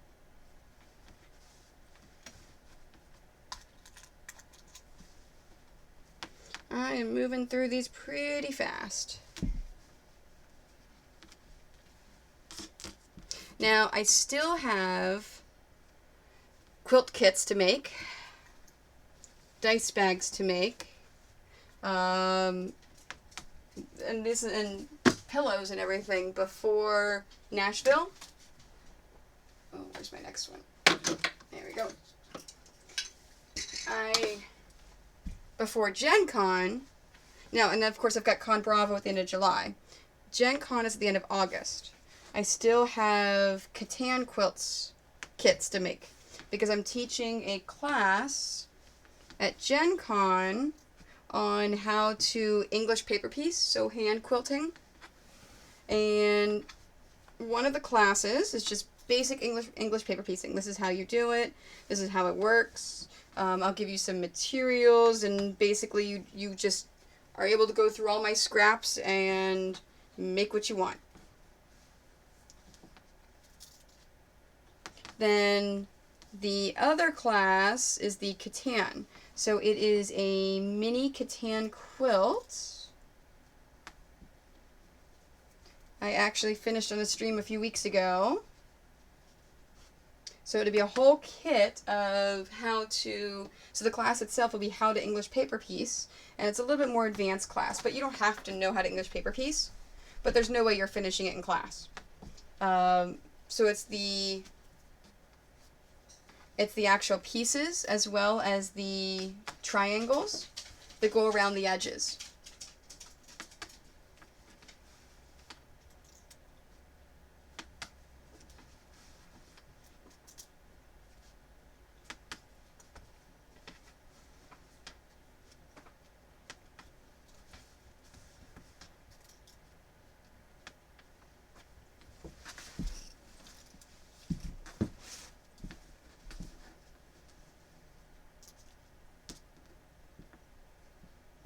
Go.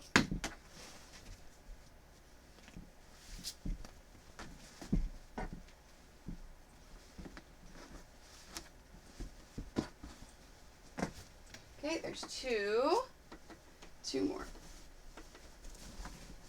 I love this quilt. This is a super cool quilt. Whenever I saw this in the catalog from my distributor, I knew I had to get it. So this one is brand new. So it was just released. So if your local sewing or quilt shop carries character fabrics, they may or may not be getting this. It all depends on if they ordered it or not.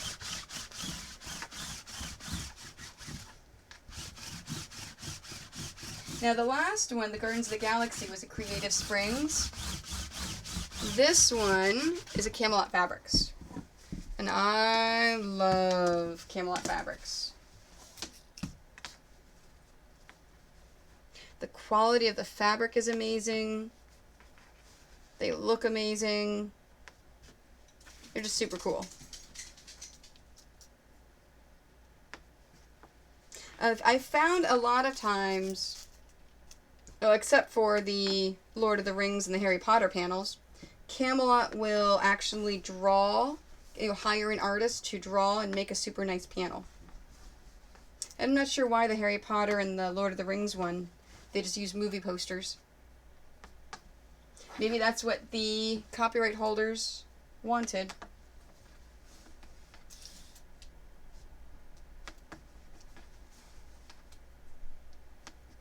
Because I was talking earlier in the stream to someone about the Teenage Mutant Ninja Turtle quilts, and with the copyrights that were associated with that. Whenever a company, so let's say Camelot, decides that they want to, so Camelot does a lot of Disney stuff. So let's say Camelot goes to Disney and says, and they have not done this yet, so don't get excited, we love your new Moana movie. You know, that you just released on DVD, it was out in the theaters. We think that would make a really great fabric. So We would like to license that to make some fabrics. Disney says, sure, go ahead and do that. A lot of times what happens is then Camelot goes to their artists and goes to their team and says, okay, we're getting a license for Moana. Let's design what we want this fabric to look like. So they go through that, they do all the design. They then go back to the copyright holder and they show them the designs and they say, what do you think? And sometimes the copyright holders don't care and they just approve it all the time.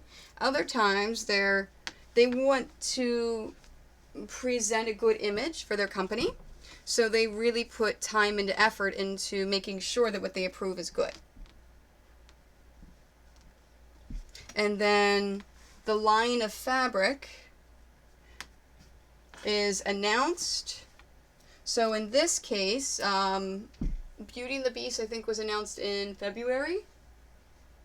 So all of the quilt store and sewing store owners and manufacturers like myself that are licensed to work with the distributors and with the fabric companies, once it's announced, we go in and we place all of our orders. Once the orders have been placed, they then do the production. Now, they do announce when production is. So in this case, production was middle of June. Now, I'm not sure. There's also a whole bunch of other fabrics that are along with this line. I ordered one of them. It is, it's a really cool fabric of Belle reading a book. Just over and over. Just Belle reading a book. It's really cool. So sometimes the fabrics all get shipped at the same time in the line. Sometimes they come in waves. So I think this one came in waves because I got this already, but I haven't gotten the other stuff.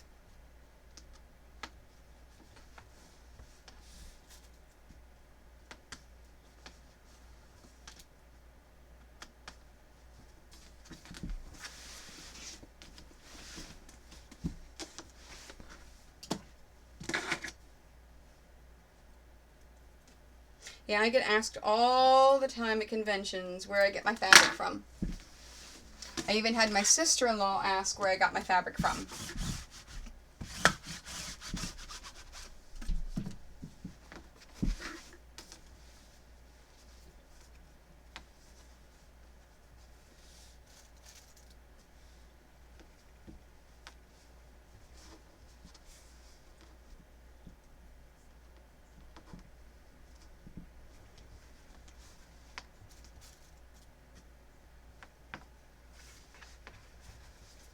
And the short answer is I buy them direct from the fabric manufacturers.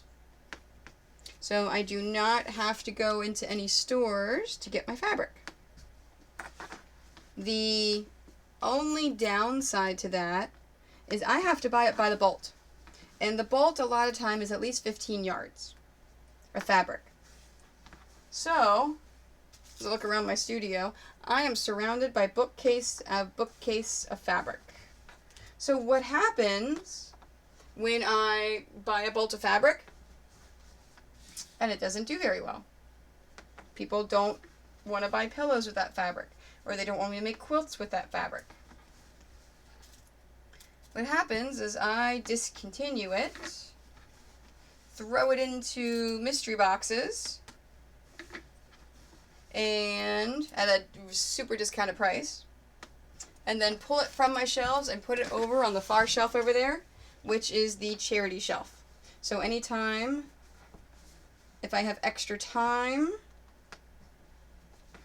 I make simple charity quilts out of all that fabric and donate them.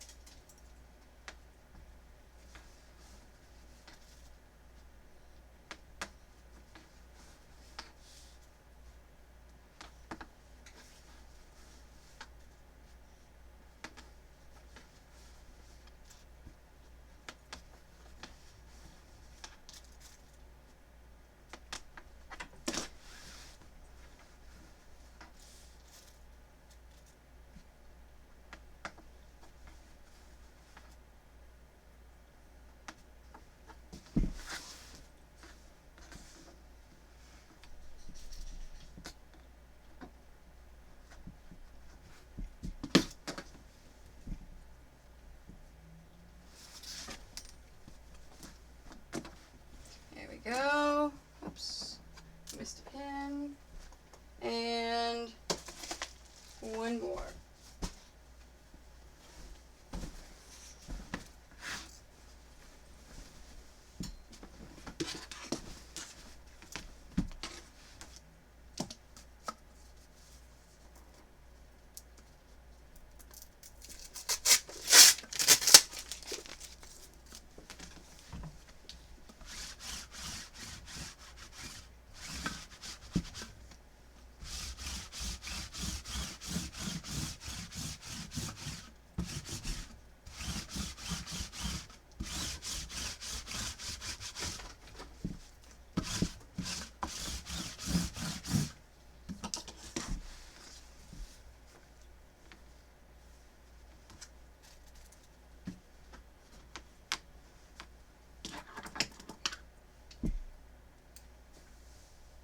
Soleil. Silly dog. So the cat will eat her food and then drop extra onto the ground. What is that? Oh, it's a piece of batting. Oh, I remember when I did that. So I caught the corner of the batting whenever I was quilting this. Yeah, it's good. Okay. Yeah, so the cat will eat her food, and then she's super messy, so she'll drop food after as she's eating it. So one of my dogs likes to go and clean it all up underneath of her.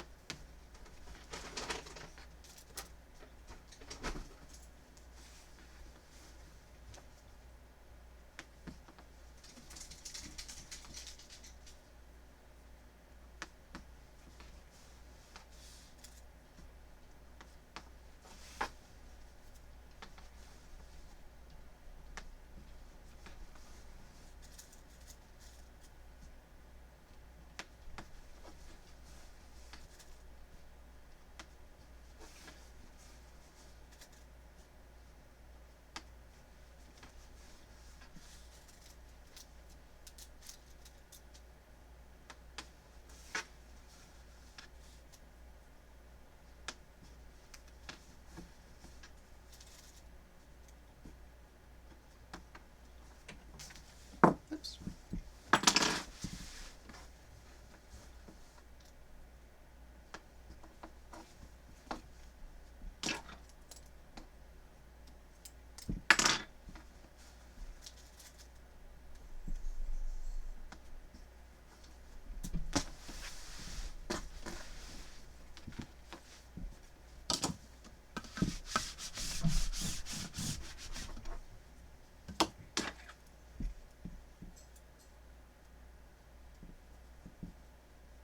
Now you really could leave these threads that are on the corners in there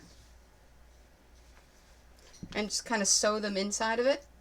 I find it's just easier, oops, and faster to trim them. Couldn't remember if I did this. I just want to double check.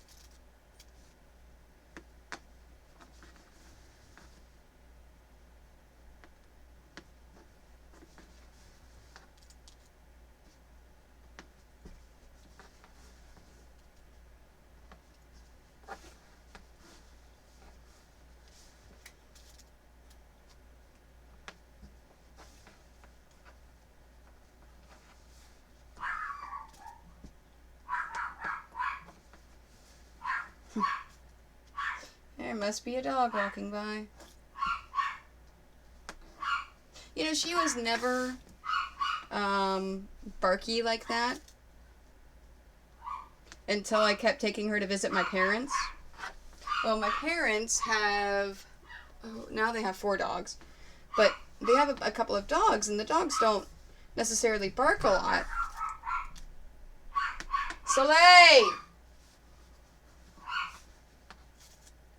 The dogs necessarily bark a lot, but she would always bark if people walked by, if they came to the door, if whatever, just to get the other dogs going.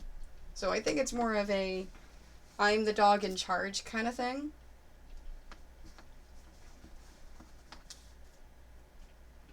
And she's got one of those horrible high-pitched little dog barks, and it's really annoying.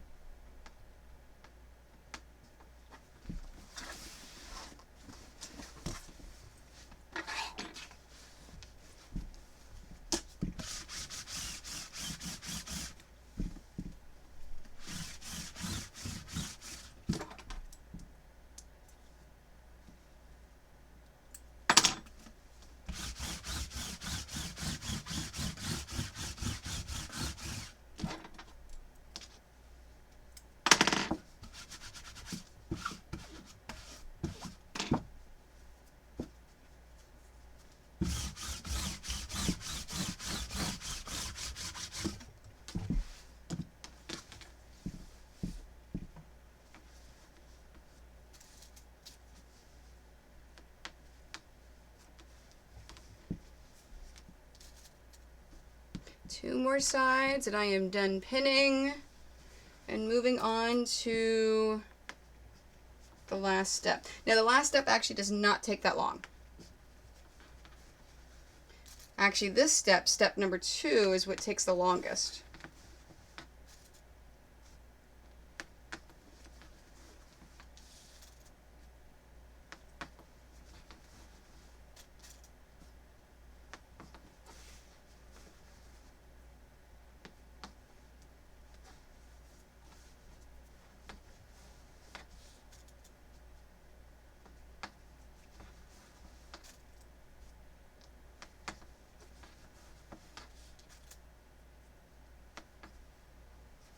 So, stream scheduled next week. I'll put something up tonight or tomorrow. I'm thinking Monday. I don't know if I'm going to stream or not. I haven't decided. It may be, I'm not going to put on the schedule, but I may do like a last minute kind of stream. Tuesday, I'm planning on doing a stream during the day.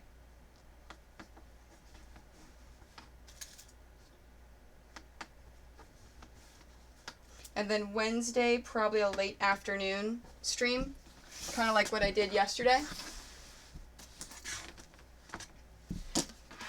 Because I think Jordan has another rugby game. And then I leave early Thursday morning for Nashville. So I may or may not stream Friday while we do our setup. If you want to watch how my monstrosity is built.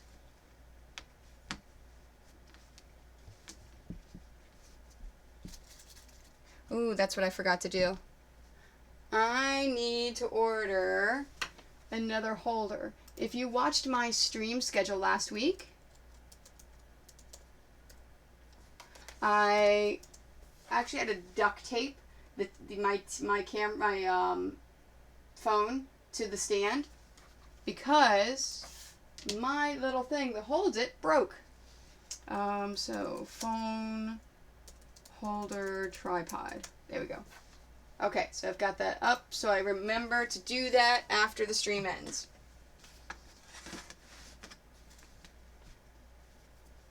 So, oops, there we go. So I may do that, if I get that holder in time for Friday, I'll stream Friday where we do our setup.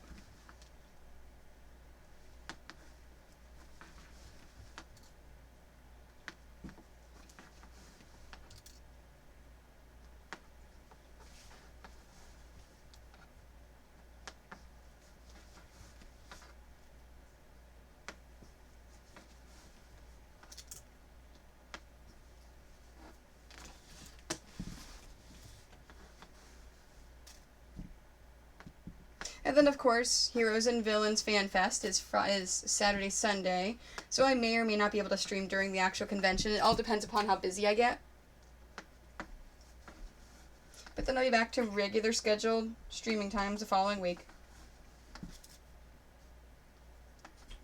And then I'm actually going to be here for a solid month.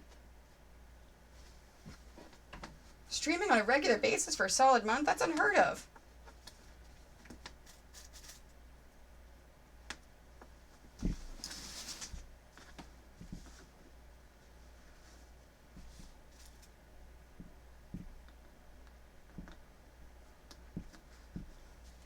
There we go. Oh, hi, how are you? Yes, of course I do. I do remember you, Kep. It's been a while since you were on.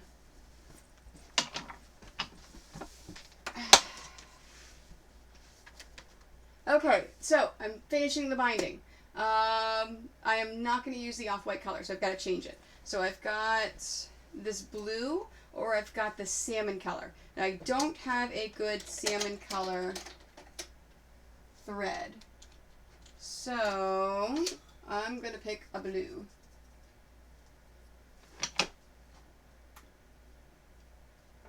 Let's use this blue for the binding, for the bobbin thread. Now, before I said the thread to actually attach the binding on doesn't make a difference what color it is, because as you see, you don't see it at all. Oh, I need to change that, don't I? Alright, let me switch it over.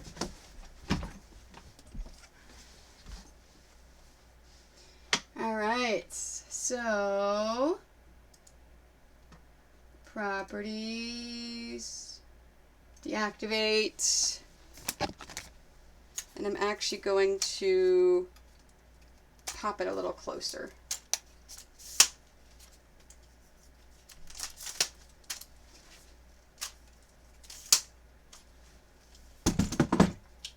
There we go.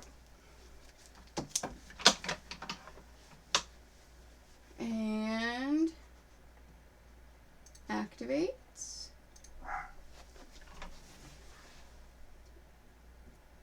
I learned the hard way. I do not want to make you sick when I do that. When I actually pick it up and move it around.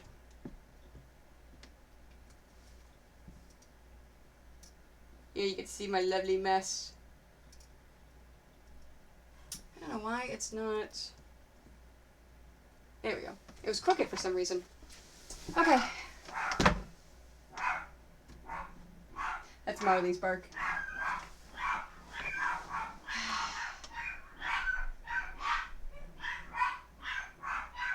There must be dogs talking by. Oh, and I need a blue for up top. So I've got my blue in the bobbin. I'm going to go with one of these. Let's go... Oh, you know what? That's a good blue. Yep, I like that one. Let's go with this blue.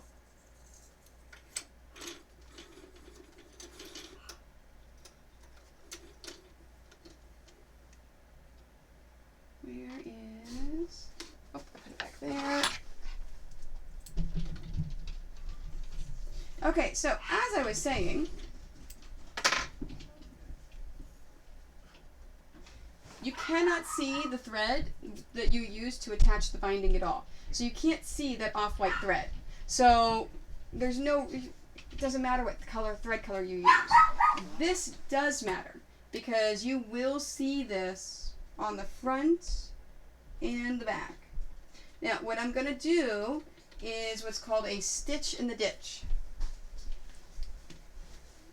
And just from habit, Soleil. Just from habit, I always start mine from the upper right-hand corner. Doesn't make a difference where you start. That's just something for habit that I do. So, oops, I've got the wrong foot on there. To add my binding, I was using a 1/4 piece guide foot. For finishing binding, I am going to use a J foot.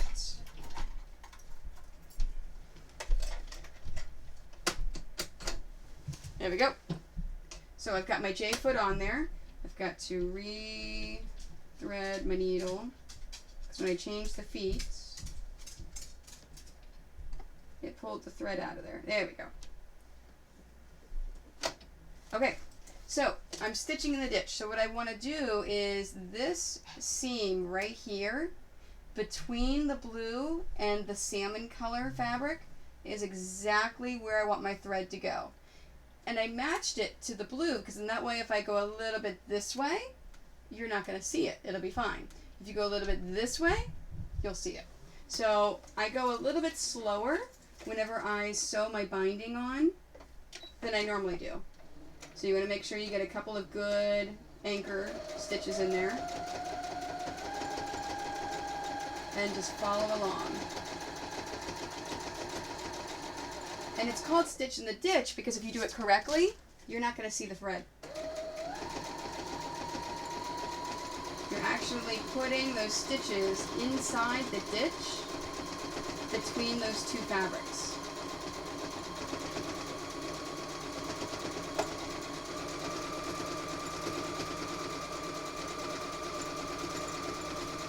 Now there are some people that wear their quilting gloves. If you didn't see yesterday's stream, or if you haven't seen any of my quilting streams, these are quilting gloves. They give you extra grip on the fabric. There are some people that wear their quilting gloves whenever they do this.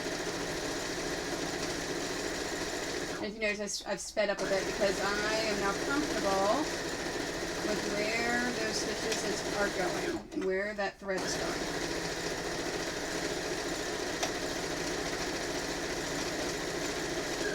Now, when I get to the edge, whenever I was putting the pins in, I was talking about how the corners actually are putting in a different angle than the regular pins.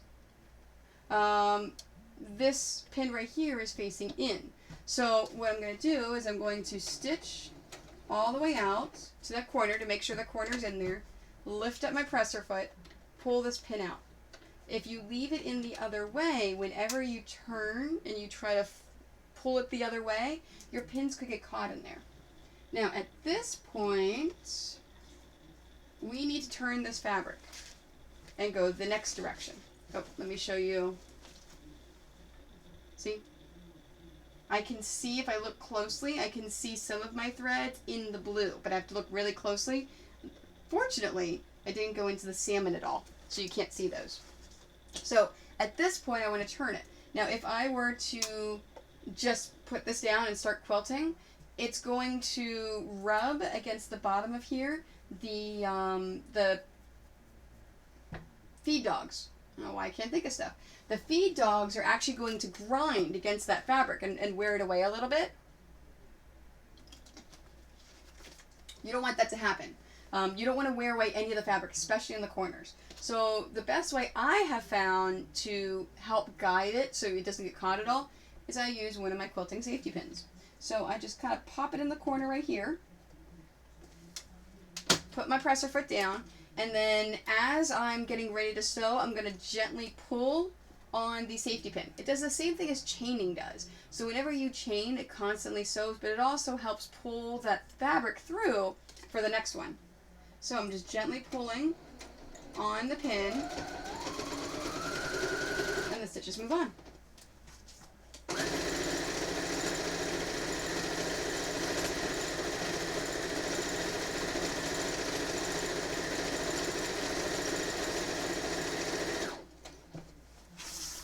Now, whenever you flip, those pictures flip through, when you get to the Beauty and the Beast one, at this point, this is the bottom, this is where it connects and it overlaps, so I'm going to move a little bit slower because I don't want to break my needle by accident by going through a thick part. There we go. So as the pictures go through, when the Beauty and the Beast one comes up, you may notice it looks a little different than the others. That is actually the promotional picture from the fabric manufacturer. Because I've never made a Beauty and the Beast quilt before. I don't have any pictures of it.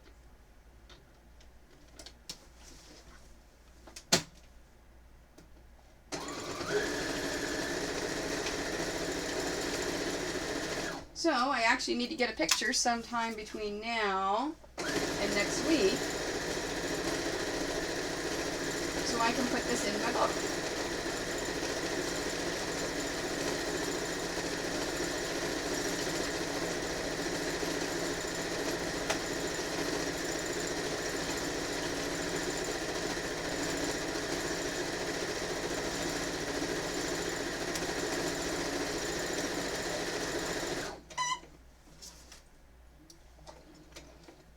No, I was going to see if I started on that one, but I didn't. That's the one more to go. So again, I'm popping up the presser foot, I'm pulling my pin out, I'm taking my safety pin, and it's easier if you hook it here before you turn it. Turn it, presser foot down, using the safety pin to just gently guide.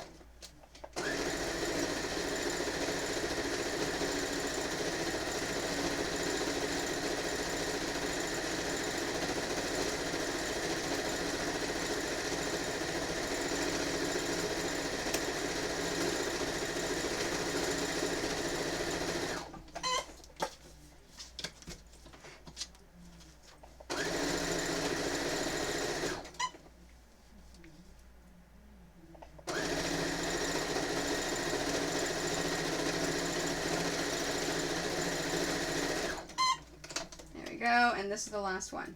Now, as I pull this out, I see the thread over here, so I'm going to trim that thread there. Is there one underneath? Nope, got stuck through. So, this is the last corner where I'm going to turn it.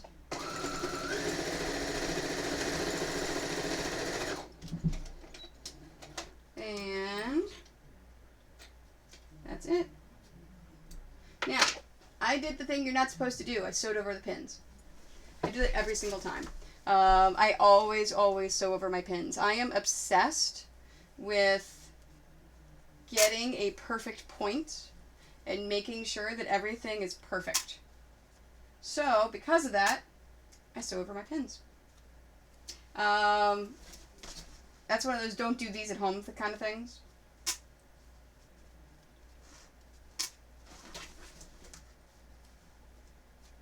So, after you finish sewing, pull all the pins out if you've done what I've done.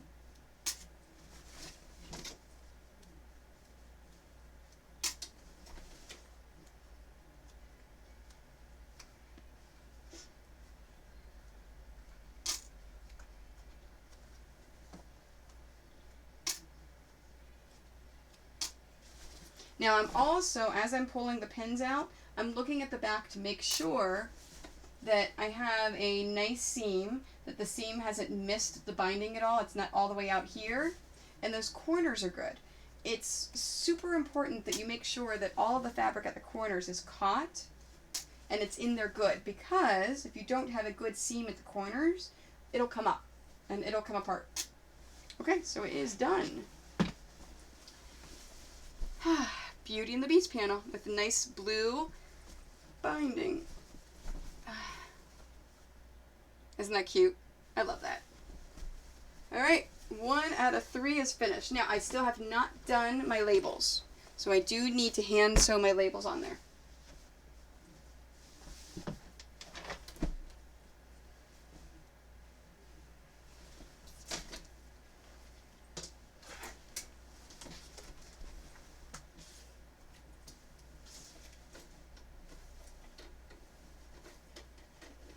And same quilt, so same thread. Let's see, it is 3:12. Let's see how fast it takes me to go around and sew binding on a lap quilt.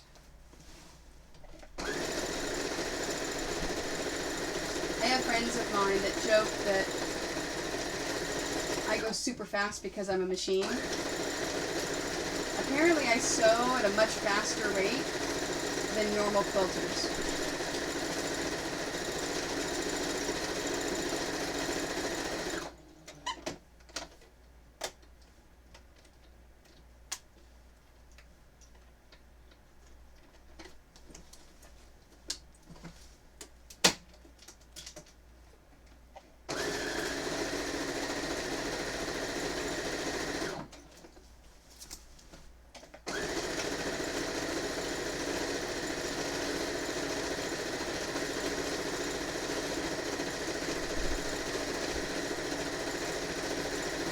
This is the bottom, so I'm going to slow down.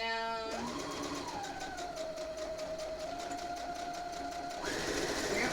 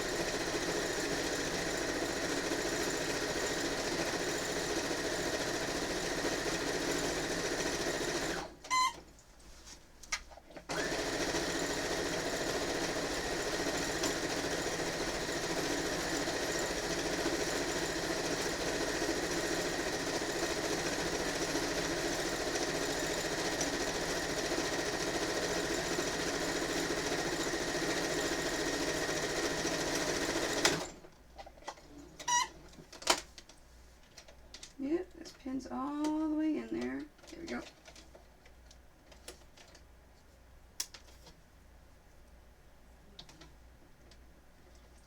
Loop and turn.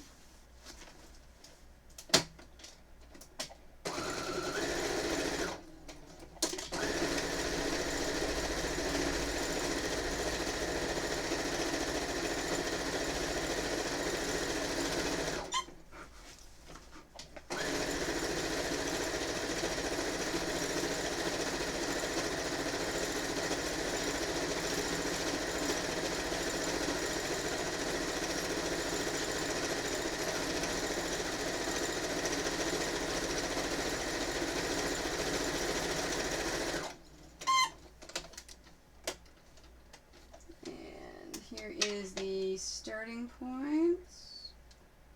So trim,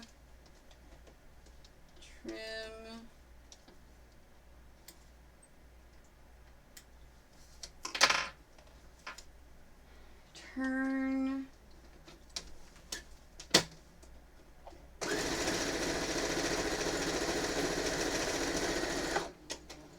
and that's it. Alright, it took me 4 minutes. Not bad. Alright, let's take all the pins out.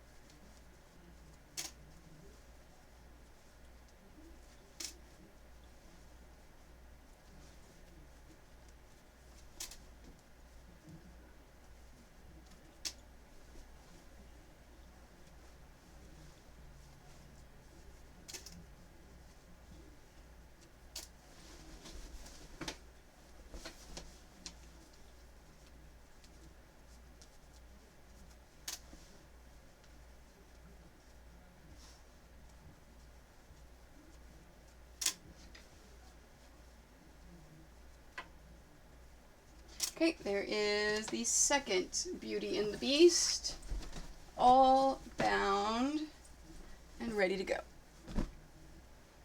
Alright, now Guardians of the Galaxy. Remember, it has a black binding on a black background.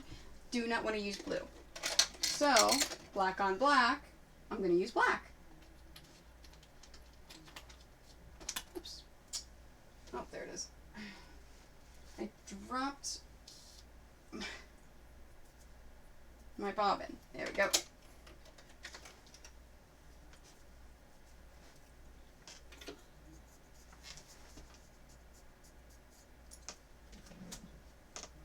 I love my furniture that I can just pull out and grab colors.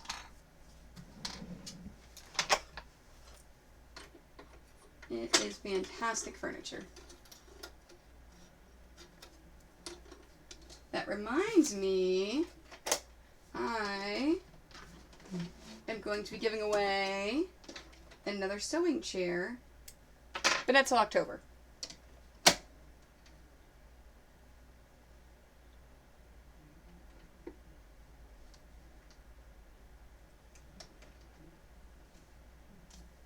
Okay. There we are. Alright, so black on black. Honestly, with the black thread, even if I go all wonky, you're not going to see it. The biggest thing y'all want to be concerned with is making sure that I capture every bit of the back and I don't have it too far over here. So as long as I get it near that ditch for the stitch in the ditch, I'll be fine.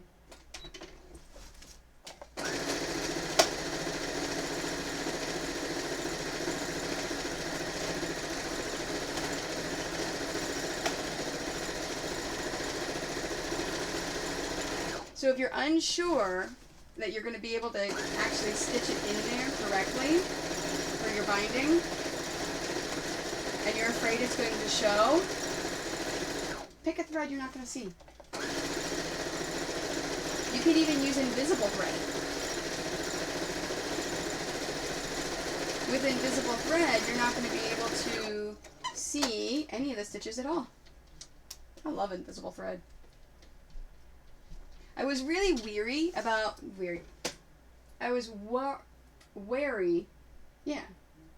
I was afraid of using invisible thread for a long time because it's 100% polyester. It's got, well, like a plasticky feel. And you cannot see it because it's too thin. I'm actually holding a thread right here. Yep. For the invisible thread. But it's, once I played around, I actually made a couple of sandwiches. And once I actually played around with the invisible thread for a while, I really liked it a lot. So if I ever am doing something and I don't want you to be able to see the thread at all, but it's okay to see the stitches, I'm going to pull that out and use it.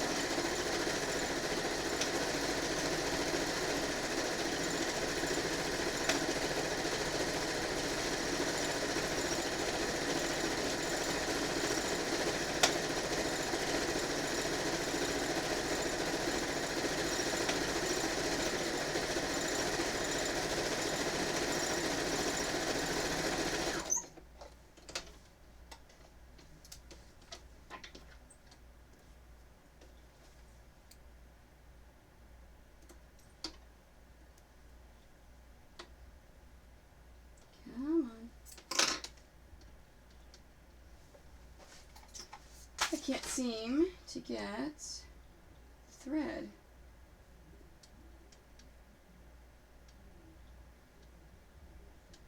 There we go.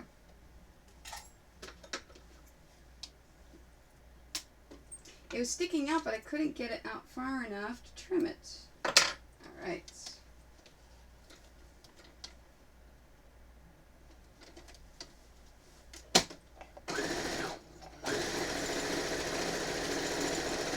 There we go. And there's the binding on that one. One more to go.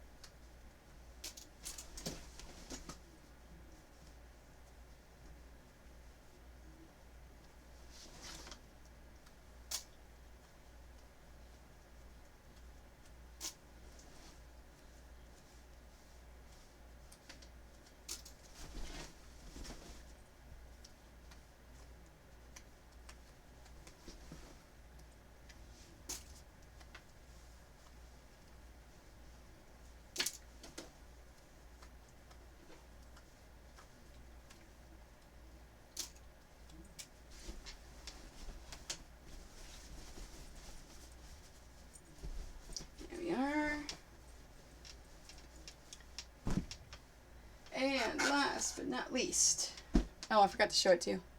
I'll show you this one. It's the same thing. And it's the same thing it's scrolling through.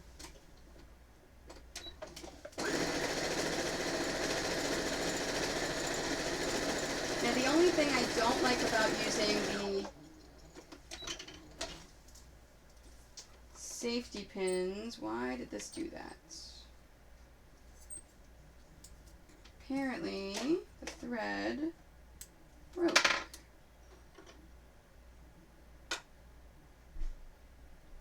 Alright, it went backwards. I've got to restring it. Something happened with the thread.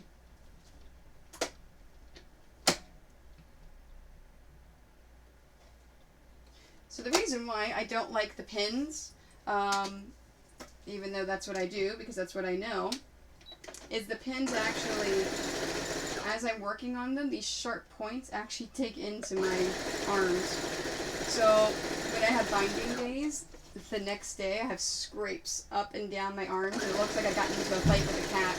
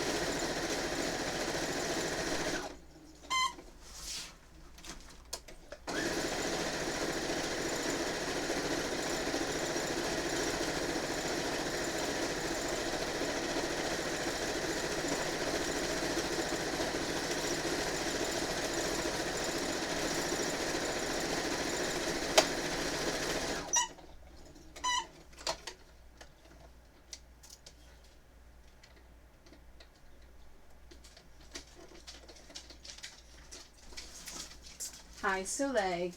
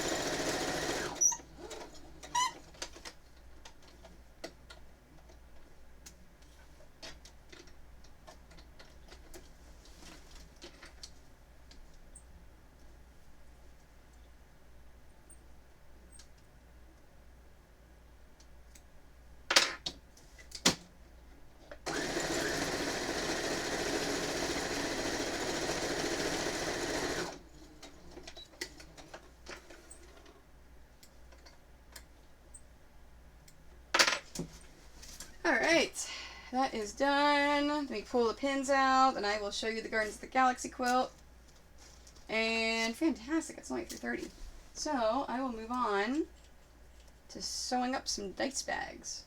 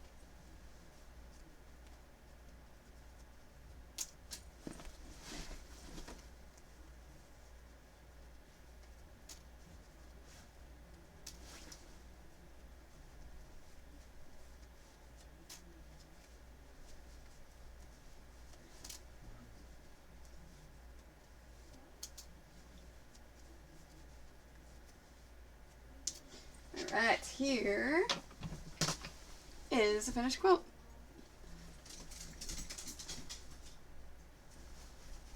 I like this one a lot. I can't wait for the second one. The second one's coming soon. Alright.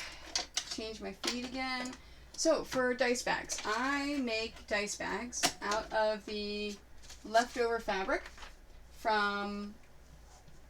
Oh, there we go. Leftover fabric from the pillows. So, yeah, here's all the leftover fabric that I've got from making pillows from this round. So, literally, I just take leftover fabric and I sew them up into drawstring bags. So, after I cut it, so I cut the strips for the pillow. This is the end, so I just cut the little end off right here, so I now have 2 long strips. I'm just going to flip this. So they are now right sides to right sides. And for this part, does make a difference what thread you use. And I'm going to sew 3 edges. I am not going to sew one of the ends, so I'm going to keep one of the ends open.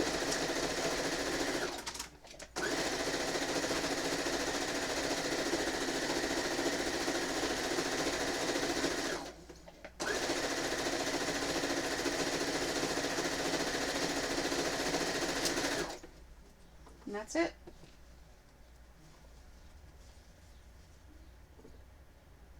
So right side to right side.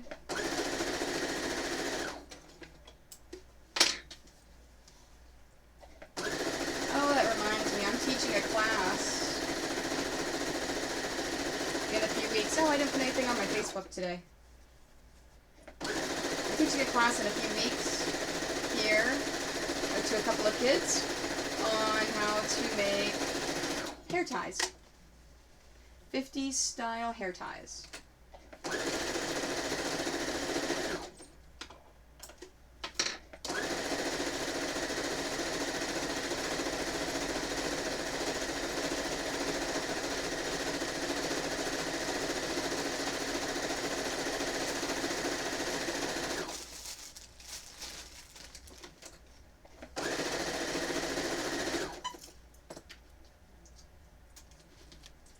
Go away.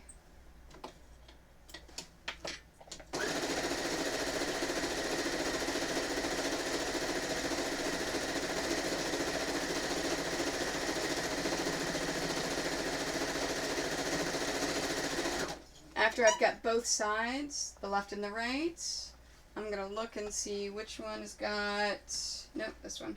Which one has got the most of the right side fabric showing through, and that's the one I'm going to sew.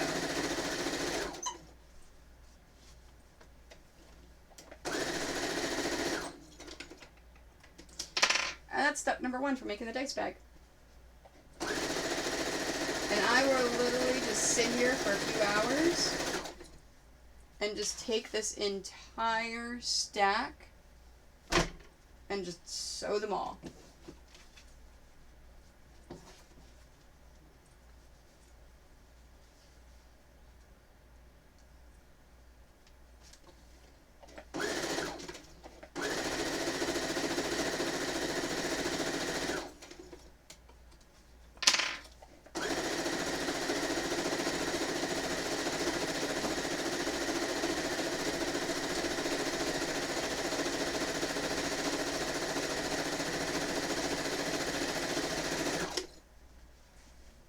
And that's really it. Now, I'm not going to sit here and keep streaming as I'm sewing this because it really is boring sitting here sewing the entire first step of doing dice bags.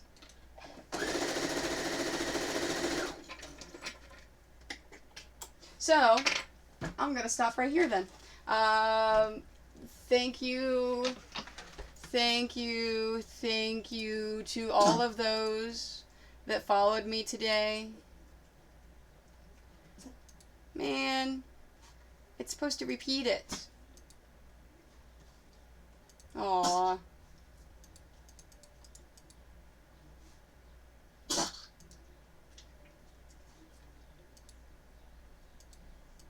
I wanted to show all the love across there. Oh well.